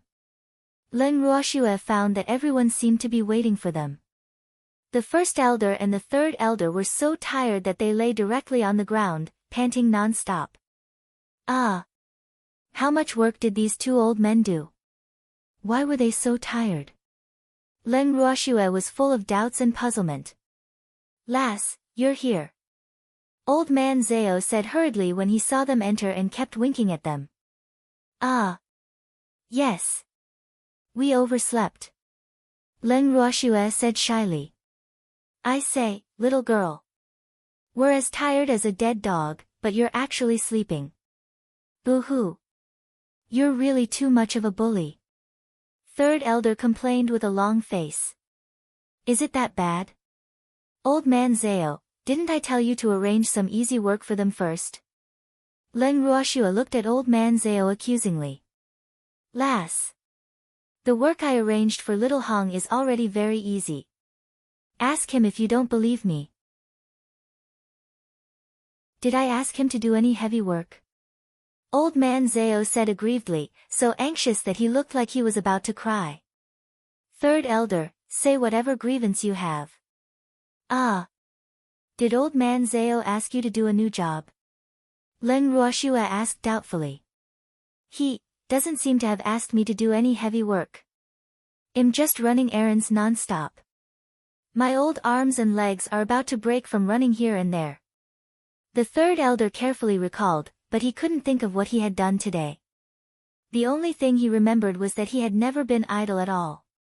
He kept spinning like a top. Lass, did you hear that? I really didn't ask him to do any heavy work. I listened to you very well. You said to let them adapt first. How could I dare not to listen? Old man Zhao complained with an expression that said you've wronged me. Old man Zhao, I'm sorry. The third elder is a newbie. You have to teach him slowly. Leng Ruoxua hurriedly apologized with a rather sincere expression on her face. Got it. I'll train him well. He's just too pampered and lacks training. Old man Zhao said understandingly. And what happened to you, First Elder? Leng Ruoxua turned her skeptical gaze to the First Elder after settling the Third Elder's matter. I'm very tired, I don't want to talk. First Elder stammered. Boo-hoo. How tragic. He had already decided that he had to get a few Lan family members to go through thick and thin with him tomorrow. Alas. I really don't want to tell you that you haven't cooked dinner seeing how tired you are. Leng Ruoxua said awkwardly. What? Make dinner? Why do we have to make dinner? Third Elder couldn't help shouting. Did he hear it right? This girl actually wanted them to make dinner. How could they know how to cook? Because you are our servants. So dinner is of course your job. Leng Ruoxua said matter-of-factly. Aren't you staying in the inn now? You don't need us to cook at all. Third Elder hurriedly said. In the past, it was because we didn't have anyone to serve us. Now that we have servants, who will still eat in the inn? Why don't you know how to save money? Leng Ruoxua couldn't help criticizing. They might not spend money staying here, but they had to pay for their meals themselves. Ah. Third Elder rolled his eyes in anger. Little girl, you're too stingy to save this small sum of money. You've already taken a lot of money from our Lan family. Little girl. I'm impressed. How about this? In the future, you can have free food and lodging in all the guest shops of the Lan family, okay? Don't make us cook dinner anymore. We really can't take it anymore. The First Elder begged. He was very sure now that these people were messing with them in different ways. Alas. He knew that he was still considered polite to them and had never offended them. How could they bully him like this? Boo-hoo. Really? Do the words of the First Elder count? Don't you need to discuss this with your patriarch and the Elder Consortium? Do you have any evidence? Leng Ruoxua asked uncertainly. Yes, I can decide. Ask the Third Elder if you don't believe me. The First Elder also dragged the Third Elder into the water.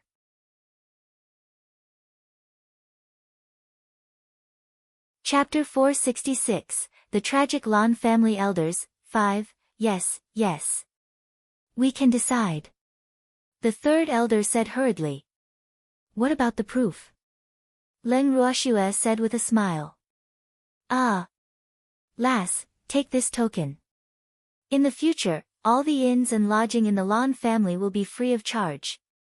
The First Elder pulled a token from his waist helplessly and handed it to Leng Ruoxua.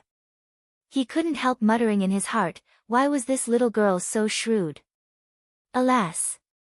If their Lan family had such a descendant, would they still be afraid that the Lan family would not be prosperous forever? Then I want stand on ceremony. Leng Ruoxua took the token and stored it in her ring. Lass, can we leave now? The Third Elder couldn't help asking. They should be able to go home since the problem of dinner was resolved. Is there anything else you need these two servants to do? Leng Ruoxua turned her gaze to everyone. Yes. A lot. Yes, I have something too. I've been waiting for them all day, everyone spoke at once. However, the heartbeat of the First Elder and Third Elder accelerated with every word they said. The two old men almost fainted when they were done speaking. I see. But they're both so tired today. I'll plead for them. Let them go back and rest early. Leng Ruoxua pleaded. All right. Then go back early today. Don't oversleep tomorrow. There's a pile of work waiting for you. Ling Qingtian reminded them. Okay. The First Elder and Third Elder swallowed their anger and answered. Boo-hoo. They were so tired that they didn't even want to get up. Why aren't you leaving yet? Leng Ruoxua asked in surprise when she saw that they were still lying motionlessly after a while. Lass, we can't walk anymore. The first elder said helplessly. Alas. He really wanted to cry. Oh. Then I'll get the shopkeeper to send you back. Leng Ruoxue said thoughtfully. Hee, little girl, you're so kind-hearted. The third elder couldn't help but praise. Third elder, I won't call him for nothing. You have to pay me, Leng Ruoxue reminded with a light smile. Ah. The third elder was dumbfounded. His flattery was in vain. Moreover, he was kicked by a horse. Lass, forget it. I won't trouble you anymore. Let's go ourselves. The first elder propped himself up and said speechlessly. Alas. Tears were already flowing down his face. This girl was a vampire. Goodbye then. I won't see you out. Leng Ruoxue left the living room after speaking. Everyone followed Leng Ruoxue, including Lan Ming. First elder, they've all left. What should we do? Third elder said dumbfoundedly. These people were really fast. They left just like that. Boo-hoo. No one cared about them anymore. Let's think of a way to return ourselves. The first elder sighed. First elder, that little girl said she wants remuneration, so let's give it to her. The third elder couldn't help complaining. No, that little girl is too cunning. I'm afraid I'll be tricked by her again. The first elder said very cautiously. He was really a little afraid of that girl now. He didn't dare to promise her anything easily at all. But it shouldn't cost much to get someone, right? The third elder guessed. In fact, he was quite afraid too. It's definitely higher than our monthly salary. The first elder said with some lingering fear. If they really let that little girl call someone for them, they would probably have worked for nothing for the entire month. Moreover, he really didn't know how long he could last if he continued doing this. Then let's go by ourselves. Third elder said with some heartache. Boo-hoo. He was the third elder of the Lan family. How did he end up like this? He couldn't understand why they were abusing him like this. Okay, let's go. With that, the two old men supported each other and left the living room to the guest hall. When the shopkeeper saw the first elder and third elder, he hurriedly ran to them and waited for instructions. Shopkeeper, prepare a car for us and send us back to the Lan family. The third elder ordered weakly. Yes, please wait a moment, elders. The shopkeeper quickly replied and then turned to prepare the carriage. However, he couldn't help being puzzled. What happened to the first elder and third elder? Why were they so tired? After a while, the shopkeeper prepared the car and arranged for the waiter to help the two elders into the car. Then, he watched the two elders leave. The next day, first elder and third elder still arrived at the inn early. Their stamina had recovered after a night of rest. Elders, you look good today. Leng Ruoxue praised when she walked into the living room and saw the first and third elders waiting there. Yes, it's okay. Oh right, little girl, they are all the elders of our elder association. From today onwards, they are also your servants. The third elder pointed at the dozen or so people standing not far away from them and said with a smile. Want to see him and the first elder make a fool of themselves? Dream on. Therefore, these people who wanted to gloat were brought here by him and the first elder early this morning. This was called sharing difficulties together. What can they do? Leng Ruoxue looked at the dozen people with some disdain.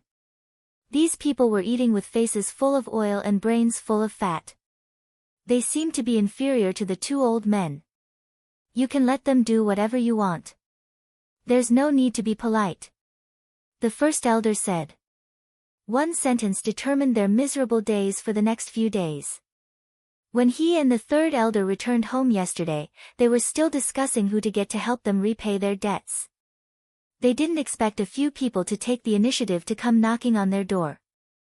In that case, why should he be polite? Moreover, he used his position for personal gain to get everyone from the second elder's side, except for the second elder who was pretending to be sick, of course. Oh, all right then. Leng Ruoxua looked at the dozen people carefully from head to toe, the dissatisfaction on her face increasing. Why don't I see little second? Leng Ruoxua asked with slight dissatisfaction after looking around.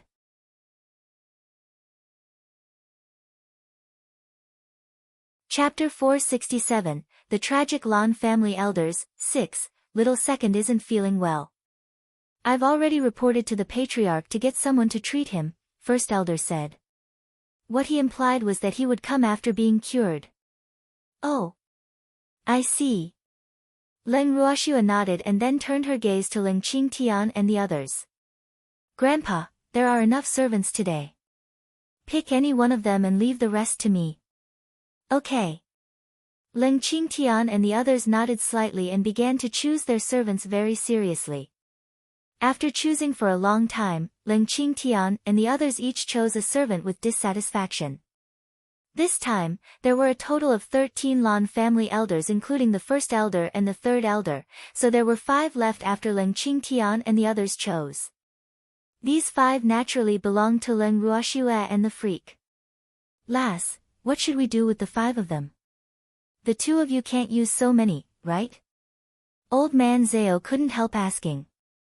The meaning behind his words was obvious. He wanted another one. Didn't I give the third elder to you? Leng Ruoxua said with a light smile. Ah. That's right. How did I forget little Hong? Hee hee. Look at my memory. Old man Zhao patted his head in realization. Lass, do I still have to work today? Third elder asked aggrievedly. What he implied was that why did he have to work even though he had already brought more than 10 people here? Of course you have to do it. However, you have subordinates today. You can instruct them to do any heavy work. Leng Ruoxua said with a naughty smile. Ah. Okay, no problem. The third elder nodded repeatedly. How could he have forgotten about this? It seemed like he could relax a little today. First elder, follow my grandfather and Feng Jing today. Leng Ruoxua looked at the first elder and ordered. Okay, the first elder said helplessly. Alas. How could he say no? Is one servant for each of you enough? Leng Ruoxua turned her gaze to Zheng En and the others and asked. That's enough. They can't help much either. Zheng En said with great dissatisfaction. Okay. As for the 5 of you, take care of my beasts. Leng Ruoxua glanced at the 5 of them and said with a naughty smile. The elders of the Lan family couldn't help looking at the 5 of them with envy and jealousy when they heard that they were taking care of the beasts. In their opinion, taking care of the beasts was the easiest job. Alright, go and work quickly. Leng Ruoxua summoned a few beasts and said to the cute little beasts, these 5 are your servants. You can order them whatever you want. Okay. The beasts smiled mischievously and said happily. I'm going to catch up on some sleep. Leng Ruoxua left the living room with the freak after speaking. Let's go. Old man Zhao said to his 2 servants. Just like that, only the 5 elders of the Lan family and Leng Ruoxia's beasts were left in the living room after Leng Qingtian and the others took away their servants. After seeing that everyone had left, the 5 elders each found a chair to sit down on, crossed their legs, drank tea like masters, and even called the shopkeeper to give them some food. As for Leng Ruoxia's cute little beasts, they automatically ignored them. Darling, looks like they don't care about us at all. What should we do now? Dazzle asked softly. Let me think about it. Darling sat on the table, crossed its calves, and propped its chin in one hand as it pondered. If they were to fight, they really did not have the confidence to defeat these old men. However, these old men were not their match in scheming. Rise, go find Master and ask her to let those violent birds out, Darling called Rise over and ordered softly. Okay, Rise replied. It turned to leave but was stopped. You're not allowed to go, Icy said lazily with its eyes closed. Ah. Darling was stunned and puzzled. Do whatever you want. What are you afraid of with me around? Icy said softly as it raised its eyelids. All right then. Darling said helplessly. At the same time, it was thinking, you should have said so earlier. If you said so earlier, why would it want to look for that violent bird? Should I still look for Master then? Rise asked foolishly. Of course not. Come, do as I say. Darling called a few beasts and whispered. Hee hee, Darling, those 5 old men are really too annoying. We have to teach them a lesson, Dazzle said excitedly. Yes, they actually dared to look down on us. Darling said furiously. After making the arrangements, the beasts began to move according to their respective tasks. Fatty, come here and massage my shoulders. Darling ordered from above as it sat on the table. Fatty? Are you calling me? Ha! You, a little beast pet, actually dare to order me around. You're really tired of living, the fattest elder among the 5 said. What's wrong with ordering you? You're our servant now. Darling said disdainfully. Humph. It had always looked down on people who couldn't recognize it. Servant? Ha, this is too ridiculous. Can you afford to use us? We are the elders of the Lawn family, the fatty said with a face full of arrogance. You are an elder in the Lawn family, but you are servants in front of us. Cut the crap and come work for me quickly. Otherwise, we'll serve you with the family law. Darling threatened. Oh. Elders, these hairy beasts are actually threatening us. Tell me, what should we do? The chubby elder said to the other 4 provocatively. Of course we have to teach these hairy beasts a lesson and let them know how powerful we are. Humph. Our Lawn family isn't to be trifled with, an elder said with a face full of disdain. All right, let's teach these little beasts a lesson then, the chubby elder said resolutely. We are your masters, but you call us little beasts. You are obviously being disrespectful to your masters. Humph. You must be punished. Darling pretended to be angry. Hee hee, actually, its main goal was to make them angry. This way, it would be justifiable to defame them.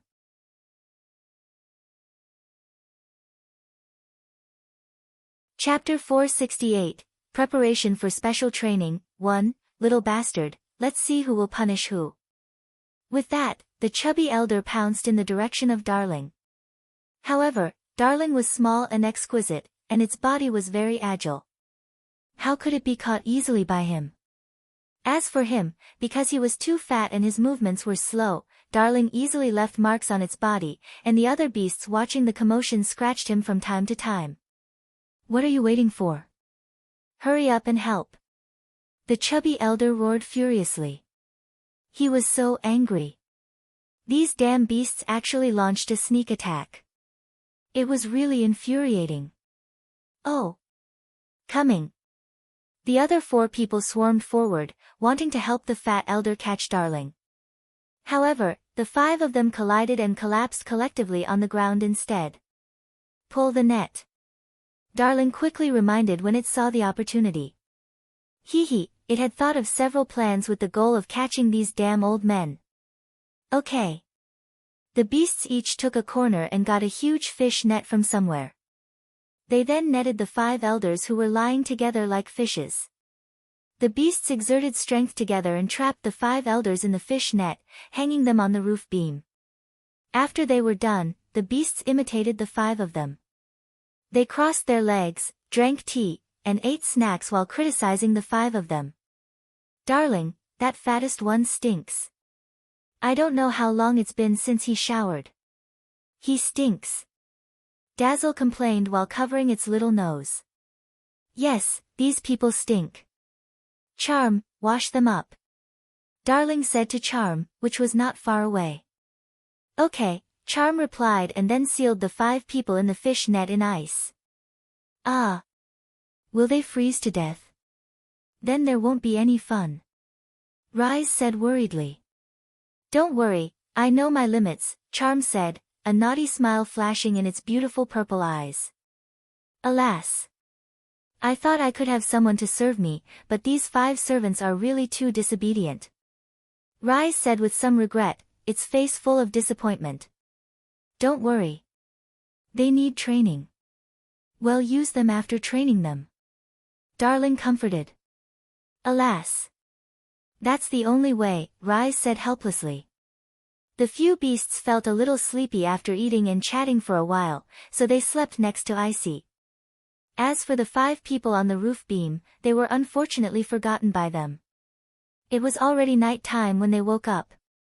You're awake. Leng Qingtian looked at the sleepy beasts on the recliner with a doting face. Ah! Master's grandfather, why are you here? Darling asked a little foolishly, its silver eyes noticing that there were many people in the living room. Darling, did you sleep too much? It's already nighttime, Leng Qingtian reminded helplessly. Ah! It's already nighttime. Darling scratched its fluffy little head shyly and said in surprise. Yes. By the way, where are the 5 servants serving you? Leng Qingtian asked curiously.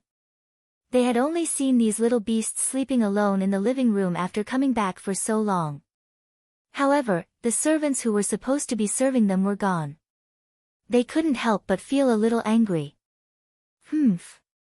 How dare they find chances to laze around? Servants? Ah! On top.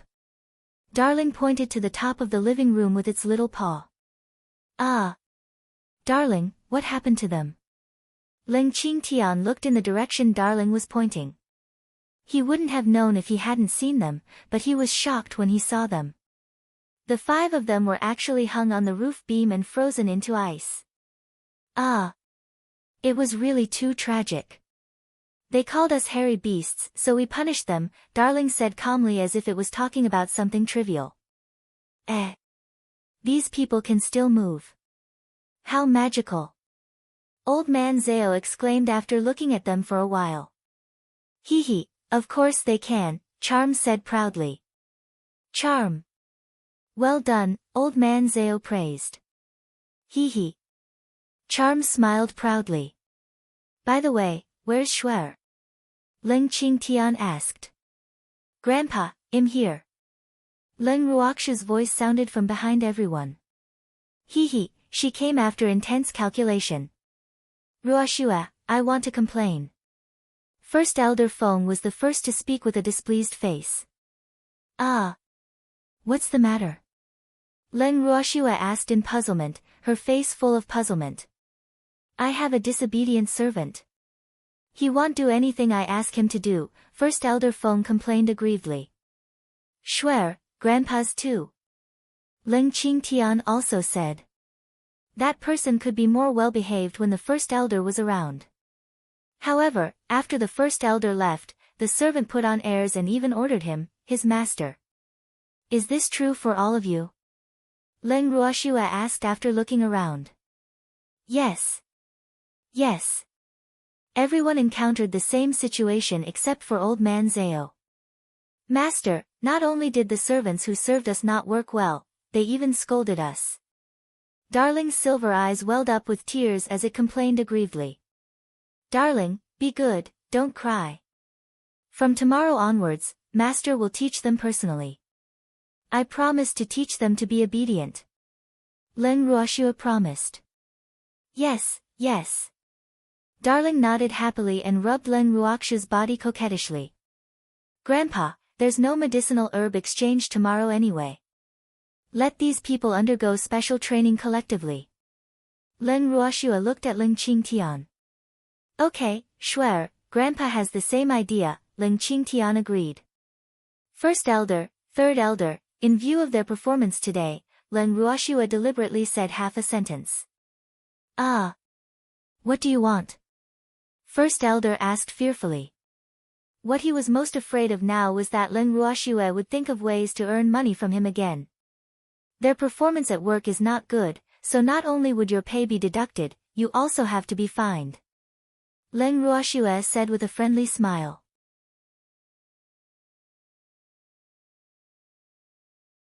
Chapter 469, Preparation for Special Training, 2, Fine. How much? Will you fine only them? The first elder asked several questions in a row. He was very scared when he heard that he would be fined, afraid that he would be implicated by those people. Master, we request compensation for mental damage. They call us hairy beasts. Darling pointed at the 5 people on the roof beam. No problem. Leng Ruoxue was very protective. Humph. How dare you bully my beasts?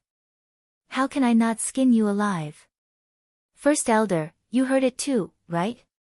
My beasts were hurt mentally, so, Leng Ruoxue deliberately didn't finish speaking. Little girl. This has nothing to do with me. The first elder wiped the cold sweat off his forehead and wanted to cry but had no tears. Boo-hoo. Why was he so unlucky? Was he going to be implicated again? I know it's not your fault, so don't be scared. You won't be implicated.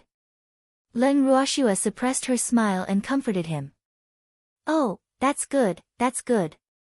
The first elder was finally at ease. Boo-hoo. It was good as long as he didn't ask him to take money anymore. First elder, for your sake, I'll only take 1 portion from them. Since they are all elders, the price for mental damage will be 1 billion per elder, Leng Ruoxue said very readily. Ah. The first elder was stunned. What did she mean by only taking 1 portion? Everyone had already received 1 billion yuan. How much more did this girl want? The 5 elders, who were frozen in the fishnet, could still hear the conversation between Leng Ruoxue and the others even though they were frozen. Therefore, their reactions after hearing it could be said to be relatively intense. They even used their heads to hit the ice, but it was useless. Leng Ruoxue couldn't help but snicker in her heart after seeing the reactions of the people on the roof beam from the corner of her eye. Humph. Serves you right. This is only the first step since you dare bully my beasts. First elder, do you have any objections to the mental damage compensation they need? Leng Ruoxue asked with a spurious smile. No, I have no objections. The first elder hurriedly said. It was fine as long as they didn't ask him for money. He couldn't be bothered with others. Hee, it's settled then. First elder, go back early today. Remember, special training will begin tomorrow. Don't be late. Leng Ruoxue reminded them with a smile. The expression on her face was as kind as possible. Moreover, she was the first to leave the living room after speaking, and the others followed closely behind. Ah. All right then. The first elder braced himself. For some reason, he actually had a very bad feeling, as if someone was going to be unlucky. Boo-hoo. What was going on? However, he didn't have time to think too much as he watched Leng Ruoxue chase them away. He could only slip away ashenly from the living room with the elders of the Lan family. He only remembered that there were 5 people on the beam after the 3rd elder reminded him when he walked to the door of the inn. Therefore, he returned with the 3rd elder and took the big ice block off the beam before returning to the Lan family. In the living room, Leng Ruoxue and the others returned after the 1st elder and the others left. Hee, lass, how do you intend to train those arrogant old men tomorrow? Old man Zhao asked curiously. This is a training plan I came up with during the day. Take a look. Leng Ruoxue took out a few pieces of paper and handed them to Ling Qingtian and the others. In fact, she had long thought that the elders would not listen obediently, so after leaving the living room in the morning, she returned to the bracelet to draft a special training plan. These plans were the fruits of the combined wisdom of her, the freak, empty, and the beasts in the bracelet. They would definitely be able to torment those elders half to death. Ling Qingtian and the others took the papers and looked at them carefully. Immediately, they broke out in cold sweat and were speechless for a long time after reading them. Ah! Lass, this plan is really good.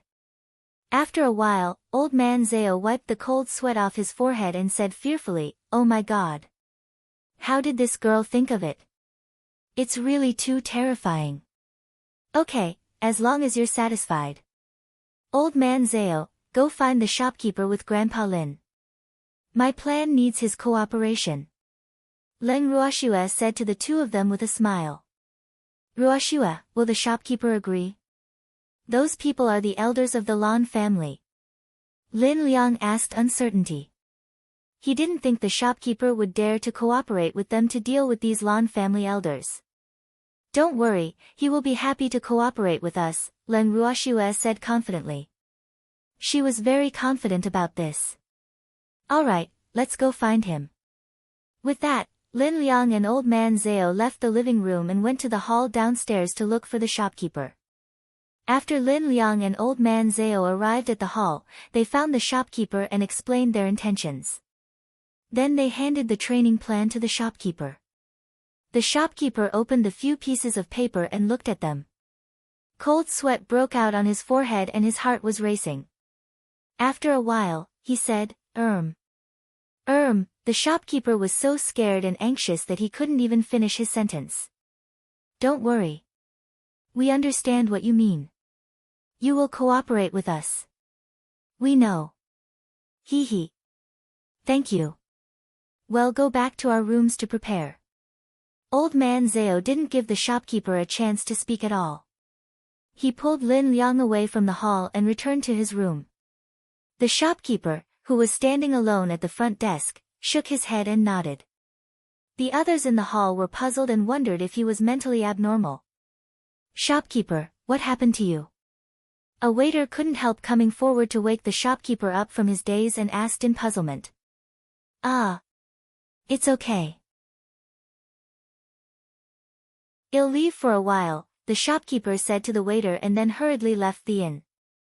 The shopkeeper headed straight for the Lan family after leaving the inn. In the Lan family mansion. In Lan Tao's study.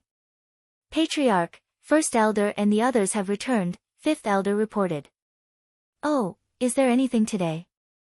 Lan Tao, who was sitting behind the desk, looked up and asked casually. 5 elders offended Leng Ruoxue's beasts and were asked by Leng Ruoxue to compensate each person with a mental damage compensation of 1 billion purple coins. The 5th elder gloated. He was really too happy to see those people bleeding profusely.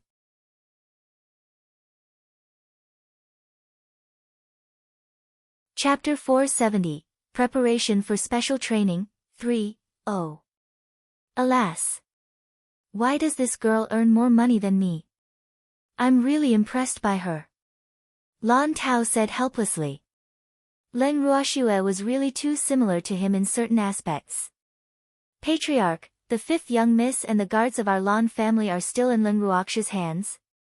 Where should we pay for this? The 5th elder asked carefully. He knew that the patriarch was currently in pain over this matter. However, he couldn't not remind the patriarch. After all, the patriarch had already agreed. Didn't the elders of our Lan family go to work for her? Let's use them to repay the debt. Lan Tao said matter-of-factly. Ah. The 5th elder was a little speechless. So the patriarch didn't intend to fork out this sum of money at all. No wonder the time limit that the fire phoenix gave the patriarch was already up, but the patriarch didn't seem to be anxious. Patriarch, the wages of those elders are too low. I'm afraid they won't be able to repay Leng Ruoxue's debts even if they work for her for a lifetime. Moreover, Leng Ruoxue doesn't provide food, so, the 5th elder reminded, but he was interrupted by Lan Tao before he could finish speaking. They can come back to the Lan family to eat. Lan Tao said nonchalantly. That's true. 2 drops of cold sweat dripped down the 5th elder's forehead as he echoed. Patriarch, the inn's manager requests an audience.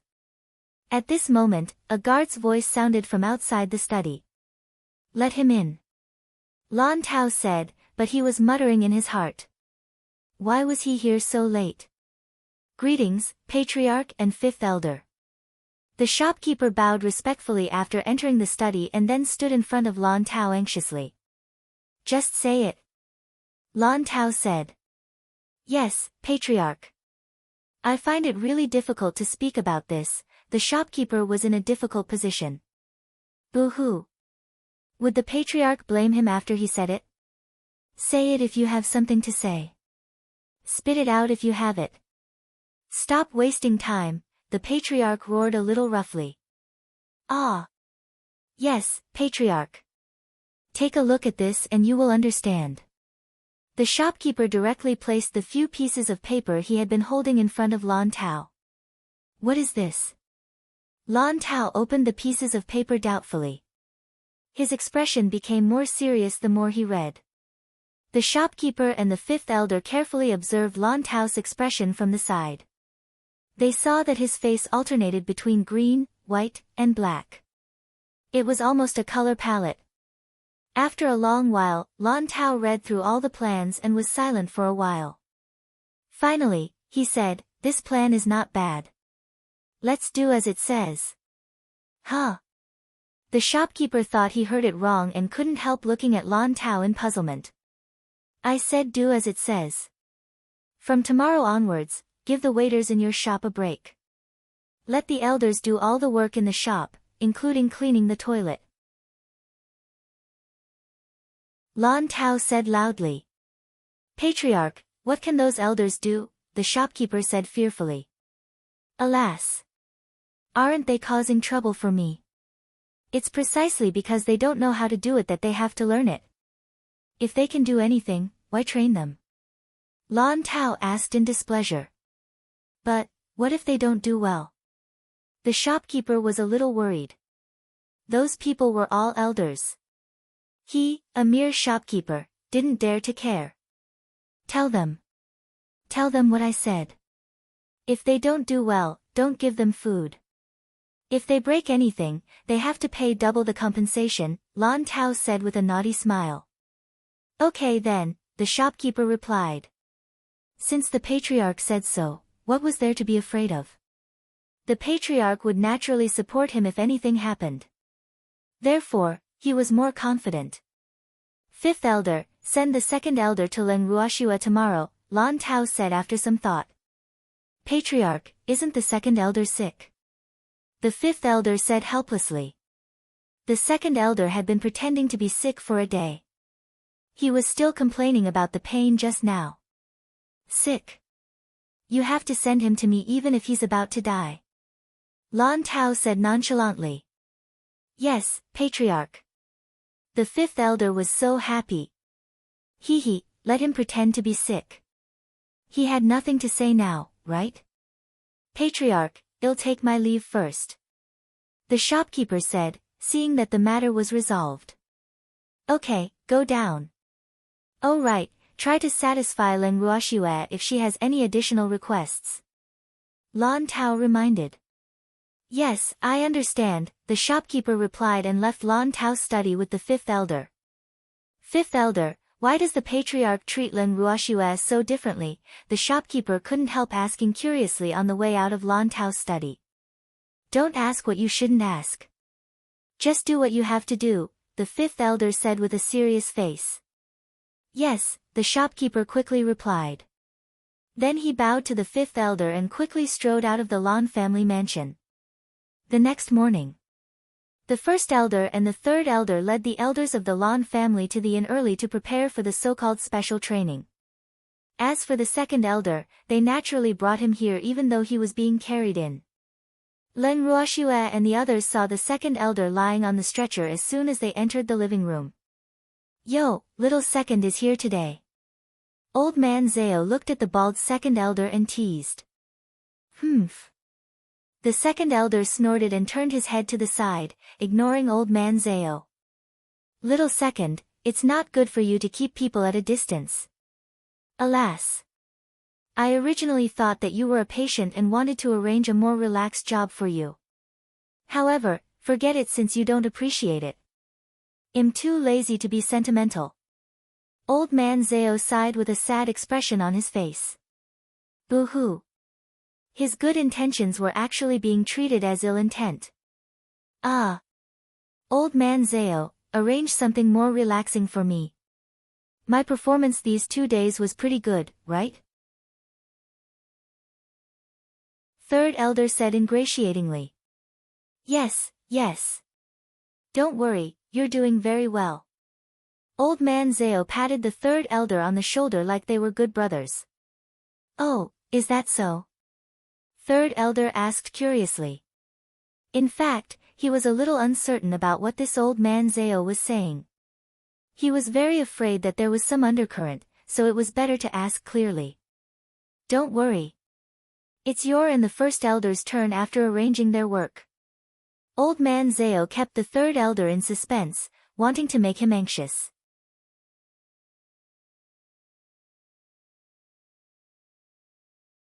Chapter 471, Preparation for Special Training. 4. Old man Zao, quickly arranged their work. Oh right, I'll leave little second to big sister Linger to train. Leng Ruoxue urged. Okay, let's begin immediately. Old man Zao took out a piece of paper and read it according to what was written on it. After arranging everything, he realized that the dozen or so elders were all in a daze. Ah. That wouldn't do. Little Hong, wake them up quickly. They can't work in this state, old man Zao said to the third elder. Okay. The third elder replied. Then, he gathered water attribute mystic energy in his palm, and threw an especially large water ball at the dozen or so elders. With a bang, the dozen or so elders instantly became all wet. However, they also returned to their senses. Ha, little Hong, this method is good. I like it. Old man Zao laughed and praised. You. What right do you have to make us do the work of these servants? The fat elder who was frozen into ice yesterday was the first to launch an attack. He still didn't seem to understand the situation in front of him clearly despite what happened yesterday. You're my family's servants now, right, first elder? Old man Zao couldn't be bothered with him and asked the one who made the call. Yes, that's right. The patriarch also agreed. The first elder nodded very seriously. But, we are elders of the Lan family, the chubby elder roared indignantly. He couldn't understand why he, a mighty elder of the Lan family, had to be subservient to others. I'm still the first elder. I'm also their servant. What's there to fuss about? The first elder said with some displeasure. What was an elder? Which of these people's status was higher than his? He didn't even say anything. What right did these people have to shout here? Ah. The chubby elder was speechless and didn't dare to say anything else. Boo-hoo. Yes. The first elder didn't even complain, how could it be his turn? Ha, as expected of the Lan family's first elder. I'm relieved to leave these elders to you. Old man Zao praised with a chuckle. Ah. Don't worry. I'll supervise them properly. 2 drops of cold sweat dripped down the first elder's forehead, and he secretly sighed in relief. Fortunately, he did not have to undergo special training with these elders. He just had to supervise them. Yes, listen carefully. In order to train you, all the waiters in the inn are on holiday, so their work will be completed by you. Therefore, you have to be on full alert. We won't be the ones to take action if you delay the Lan family's business. Old man Zao reminded. Don't worry, I will watch over them, the first elder promised. Yes, yes. Hurry up and bring them to their jobs.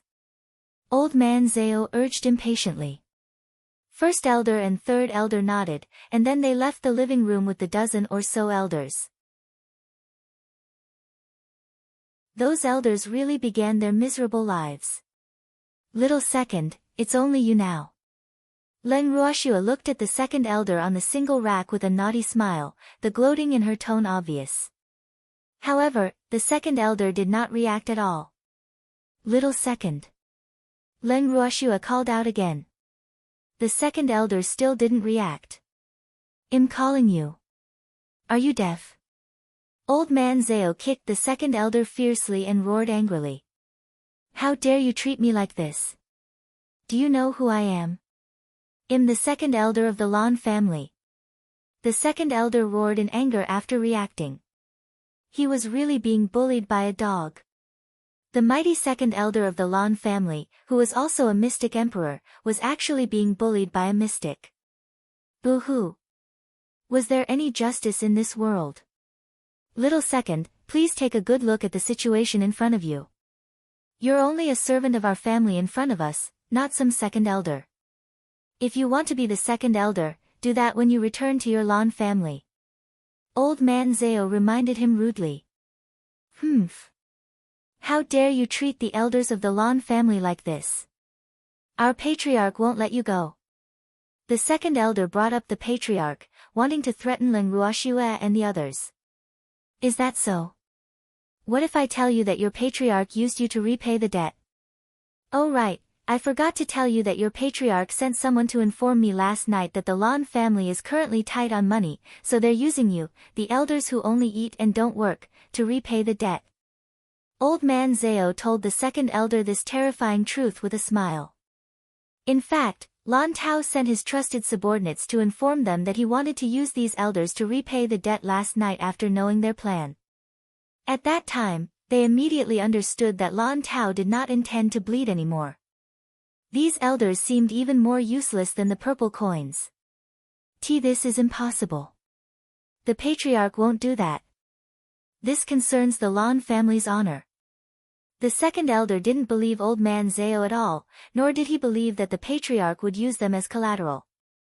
The Lan family has so many elders, so what if a dozen of you disappear? Moreover, look at you all, you're all full of shit. How can the Lan family afford you? Therefore, it's normal to abandon you.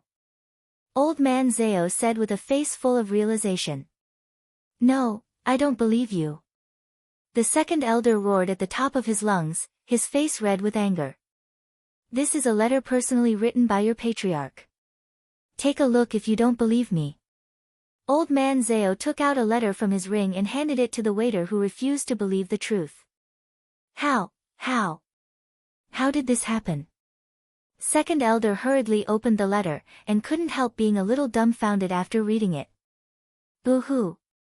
This was indeed the patriarch's handwriting. But how could this be?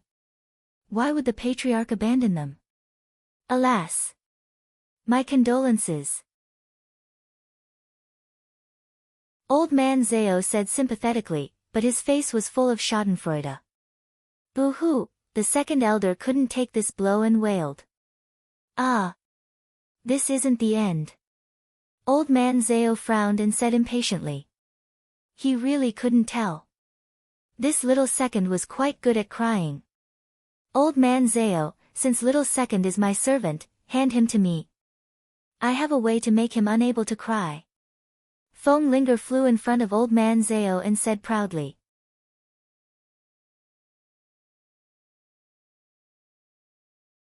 Chapter 472, Take the money and leave. 1. Last Linger, do you really have a method? Old man Zhao asked doubtfully. Yes. Trust me, Feng Linger promised. Alright, I'll leave little second to you. Don't let him cry anymore. It's so unsightly. Old man Zhao couldn't take it anymore. Then he retreated to the side tactfully and allowed Feng Linger to start tormenting him. Little second, I order you not to cry anymore. Otherwise, you will regret it.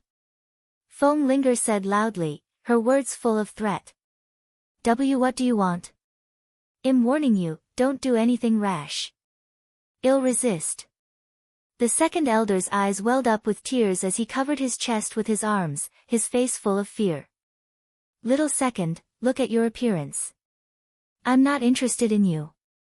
Feng Linger's forehead was full of black lines as she said speechlessly. Now, she really wondered how the brains of these people from the Lan family grew. Why were their thoughts so different? Then what do you want? The second elder asked cautiously. I just want you to do what servants should do. Feng Linger smiled gently. Who's your servant? The second elder roared in response. He didn't want to be a servant to a bird. What? Do you want to disobey the orders of your patriarch? Feng Linger glared at him with her small bird eyes and questioned fiercely. No. No, I'm a patient now, second elder whispered. What he implied was that he couldn't do what a servant should do now. Boo-hoo. He didn't dare to disobey the orders of the patriarch, but it was impossible to make him willingly become a servant. Patient? It's okay. I know how to treat illnesses. I'll treat you. Feng Linger spat out a ball of flames and pounced at the second elder on the stand after speaking. Ah! You damn bird! Do you want to burn me to death? The second elder jumped up, quickly turned over, and escaped to the side, avoiding the fireball with extremely high temperature. After standing slightly, he kept breathing heavily, his heart was still racing, and cold sweat was flowing down his body. Boo-hoo! Such a hot fire, if he reacted slower, he would be a roasted pig. Little second, you've recovered. Ha! My medical skills are really brilliant. Feng Linger flapped her little wings happily. I'm not completely healed yet. Second elder denied resolutely that he had recovered. He swore to continue pretending to be sick until the end. Is that so? Then I'll cure you. With that, he prepared to breathe fire for the second time. No. No need. I'm fine, second elder said hurriedly, his face pale from fright. Are you sure? Don't force yourself. My flames don't cost anything. Feng Linger was skeptical and asked uncertainly. All right, I'm well now. I promise I'm really lively. The second elder was afraid that this bird wouldn't believe him, so he specially bounced a few times to prove his health. Oh, then I'm relieved. Let's begin work since you've recovered.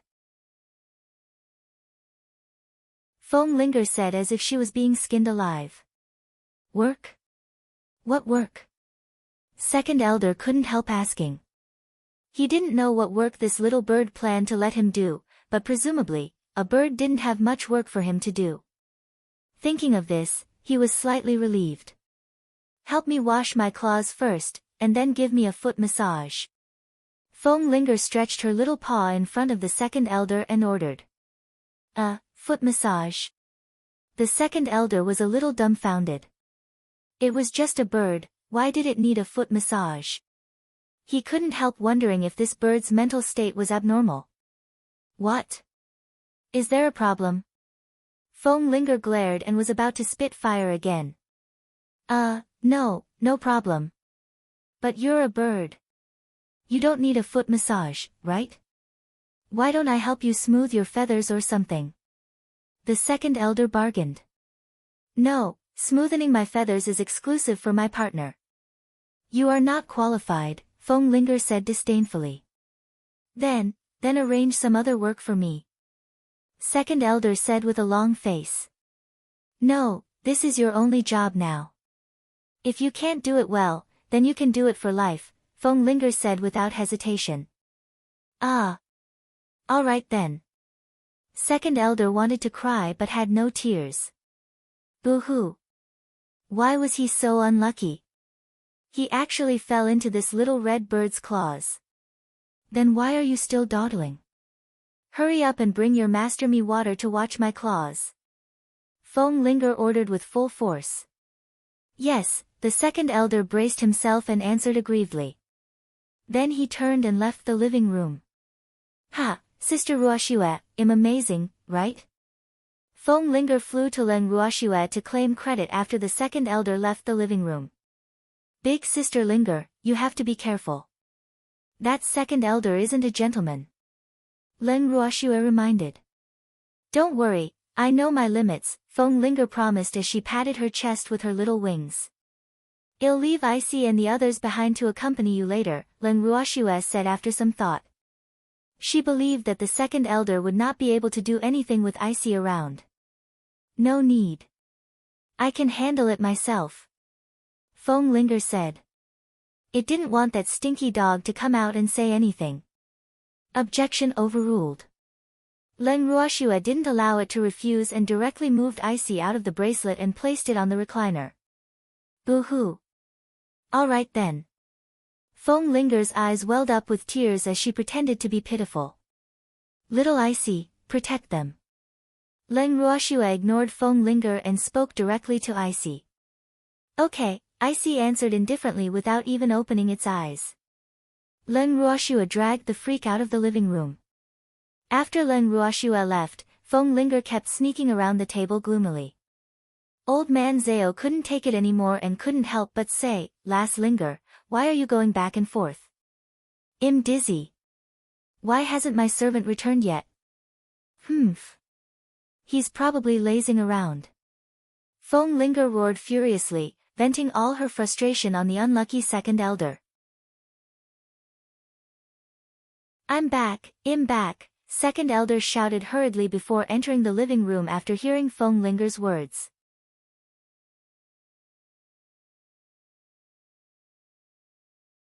Chapter 473, Take the money and leave. 2, Little second, where did you go? You actually went for so long. Feng Linger questioned with great dissatisfaction. I went to get water. The second elder wiped the cold sweat off his forehead. He was already very fast. This bird was actually still not satisfied. Boo-hoo. It takes so long to get water. Did you go to the well? Feng Linger said mockingly. No. It's 15th elder's water that was boiling too slowly. He couldn't light the fire in the kitchen for a long time. The second elder explained as he wiped the cold sweat off his forehead. The people in the kitchen waiting to draw water were almost lining up outside the inn. Ah! Why is that old man so useless? Doesn't he know how to use fire attribute mystic energy? Feng Linger seriously doubted the intelligence of these Lan family elders. None of us elders are of the fire attribute. Moreover, the shopkeeper doesn't allow us to use mystic power. Second elder explained sadly. Boo-hoo. How did these usually high and mighty elders end up like this today? He couldn't understand even if he racked his brains. Oh. Seems like you really need to train properly. You don't have any common sense at all. How useless. Feng Linger said with contempt. Ha, little second, quickly help your master wash her claws. I'll go to the kitchen to watch the commotion. Old man Zhao ordered before pulling Lin Liang along to watch the commotion. Miss Feng, please extend your claws. The second elder came to Feng Linger with the basin in his hand sadly. Wash properly and cleanly. Feng Linger sat down on the table and stretched out her 2 little claws in front of the second elder as she ordered. Okay.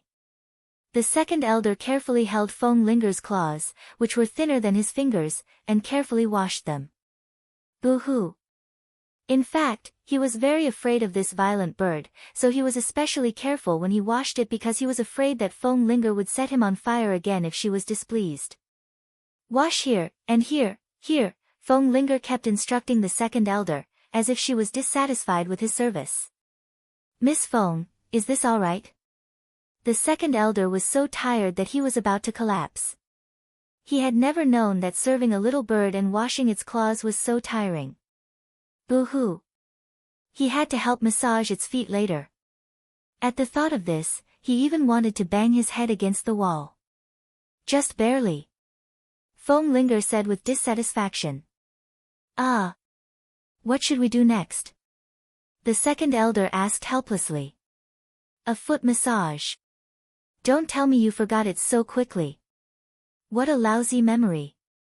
Feng Linger mocked with dissatisfaction. But I don't know how. The second elder deliberately acted as if he was in a difficult situation, hoping to escape this calamity. You don't know how. Then I'll teach you. Feng Linger smiled evilly and spat out a ball of flame. She threw it up and down with a small wing as if it was her toy. She did not throw this ball of flame at the second elder, but it created a huge burden and fear in his heart. The second elder stammered, scared speechless. Boo-hoo. This violent bird was really too evil. It knew that he was afraid of fire, but it still scared him like this. How is it? Little second, do you know how to do it now? Foam Linger said with a spurious smile. The expression on her face seemed to be saying, do you still need me to teach you? Yes, yes. The second elder said fearfully. Boo-hoo. This bird was obviously not as strong as him, but why was he so afraid of it? He really couldn't understand no matter how hard he thought. Then let's begin. Foam Linger said indifferently as she played with the small flame. All right. The second elder suppressed his fear and held Foam Linger's little claws in his trembling hand. He massaged it while staring at the ball of flames, afraid that the ball of fire would run to him if Foam Linger missed. Little second, you're not concentrating. Foam Linger narrowed her eyes with some dissatisfaction. Ah. Concentrating. I'm very focused.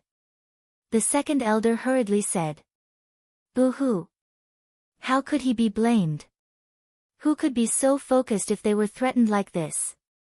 Little second, I'll say it one last time. If you continue to be so absent-minded, I'll turn you into a grilled pig. Foam Linger threatened bluntly. I'm very focused. The second elder was so scared that cold sweat was flowing down his face, and he hurriedly promised. Moreover, he didn't even dare to raise his head after being threatened by Foam Linger. Now, his eyes were now solely on that pair of extremely small claws. Oh, gently. Do you want to break my claws? Foam Linger frowned with some displeasure. Ah. I'm sorry. I didn't do it on purpose, second elder said aggrievedly. He didn't use much strength at all. Boo-hoo. The second elder was massaging the soles of a little bird very sadly. The others were not doing much better either. They were also tormented badly. In the kitchen. Old Man Zao gloated as he looked at the disheveled 15th elder and laughed happily, agitating him non-stop. 15. Why are you so useless? You can even burn down half the kitchen by starting a fire. Alas. You have to pay a lot of money now, right? Ahem ahem. The 15th elder was already choked by the smoke and couldn't speak. He could only cough to express his dissatisfaction. 15, you have to move faster. There are so many people outside waiting to use water. Moreover, it's going to be lunch later. You can't move at this speed. Old Man Zao said worriedly. There were more than a dozen stoves in the kitchen of the inn, but only 2 of them really lit the fire. Half of the remaining dozen were burned by the 15th elder. As for the other half, they were also wet when they put out the fire just now, so they probably couldn't light the fire anymore. Ahem. The 15th elder kept coughing, anxious and angry, but he couldn't say anything. Little Hong. Why don't you call another elder over? 15th can't handle it. Old Man Zao turned to the 3rd elder beside him. I'll try. The 3rd elder frowned and said with some difficulty. All the waiters in the inn were on leave today, and these elders were too slow, so work was impossible to handle. Alas. He really didn't expect the elders of the Lan family to be so useless. It seemed like there was no need to count on the inn's business for the next few days.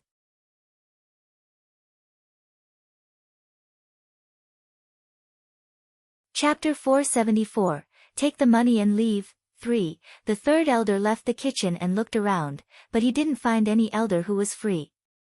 He returned a while later, a little dejected. Little Hong, did you find anyone? Old Man Zao asked the advisor. There is no one free. The 3rd elder said dejectedly. Little Hong, aren't there many elders in the Lan family? Why don't you transfer a few more? Old Man Zao suggested with a smile. Ah. Then I'll go back and try.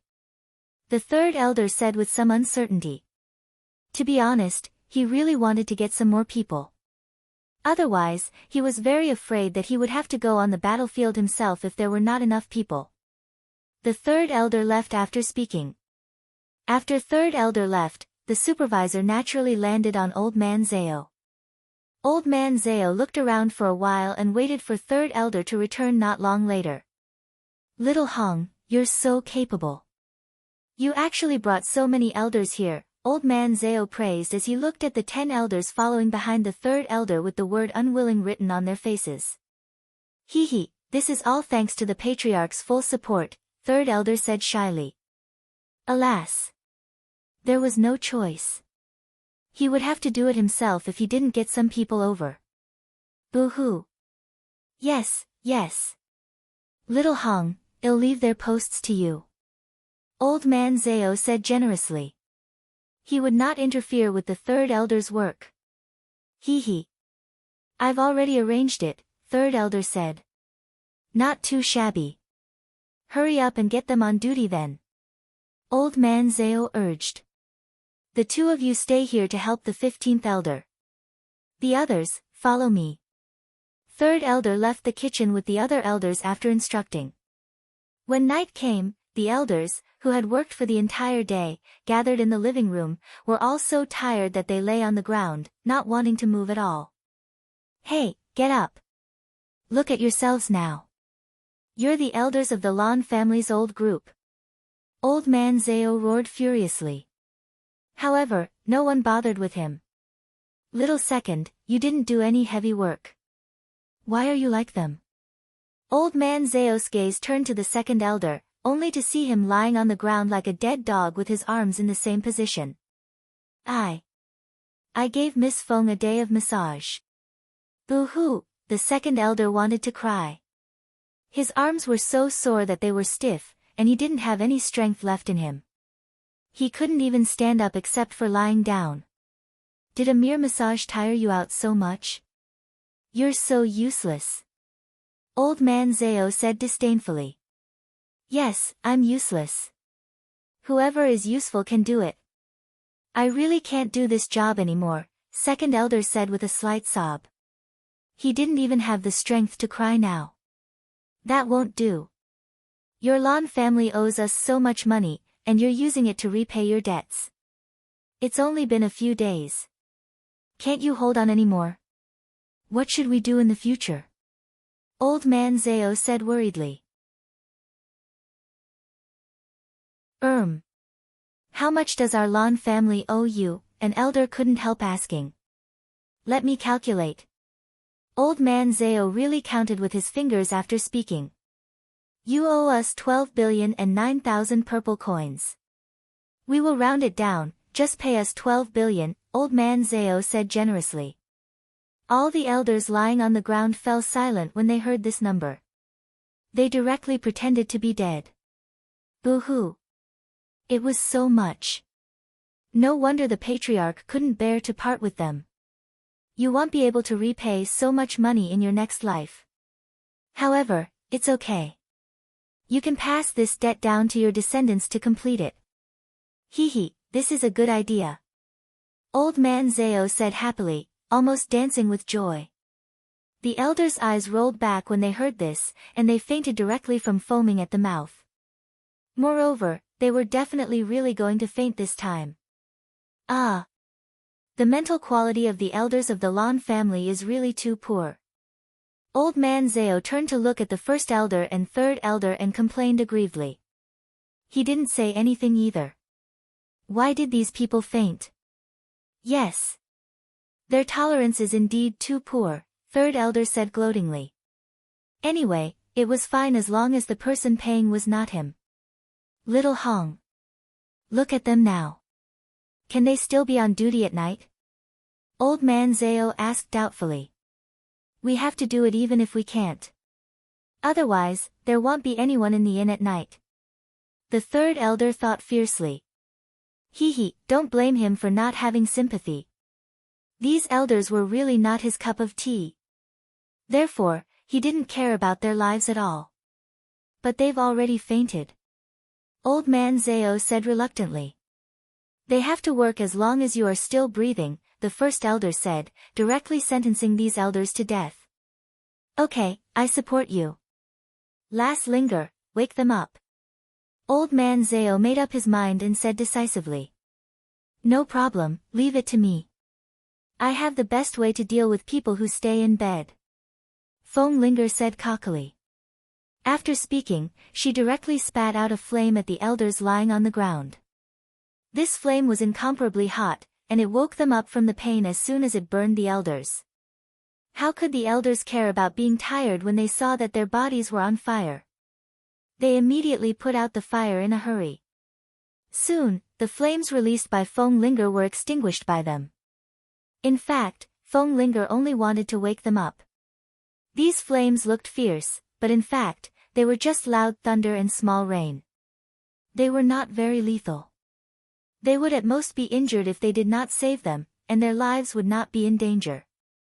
However, the elders were very afraid of death, so they easily fell into Feng Linger's trap and jumped around happily. Moreover, they had no excuse to not work at night. Last Linger, you did well. Old man Zao praised. Yes, of course. They are lively again now. They can continue working tonight. Little Second, give Rise a massage tonight. Feng Linger ordered with a naughty smile. You're tuning into the Blissful Bookshelf YouTube channel. We're so grateful for your support, and don't forget to subscribe to join us on this incredible journey through captivating stories. Your generosity through donations truly makes a world of difference, as it's the primary source of revenue that allows me to expand and enhance this channel for you. Thank you from the bottom of my heart for being a part of this adventure.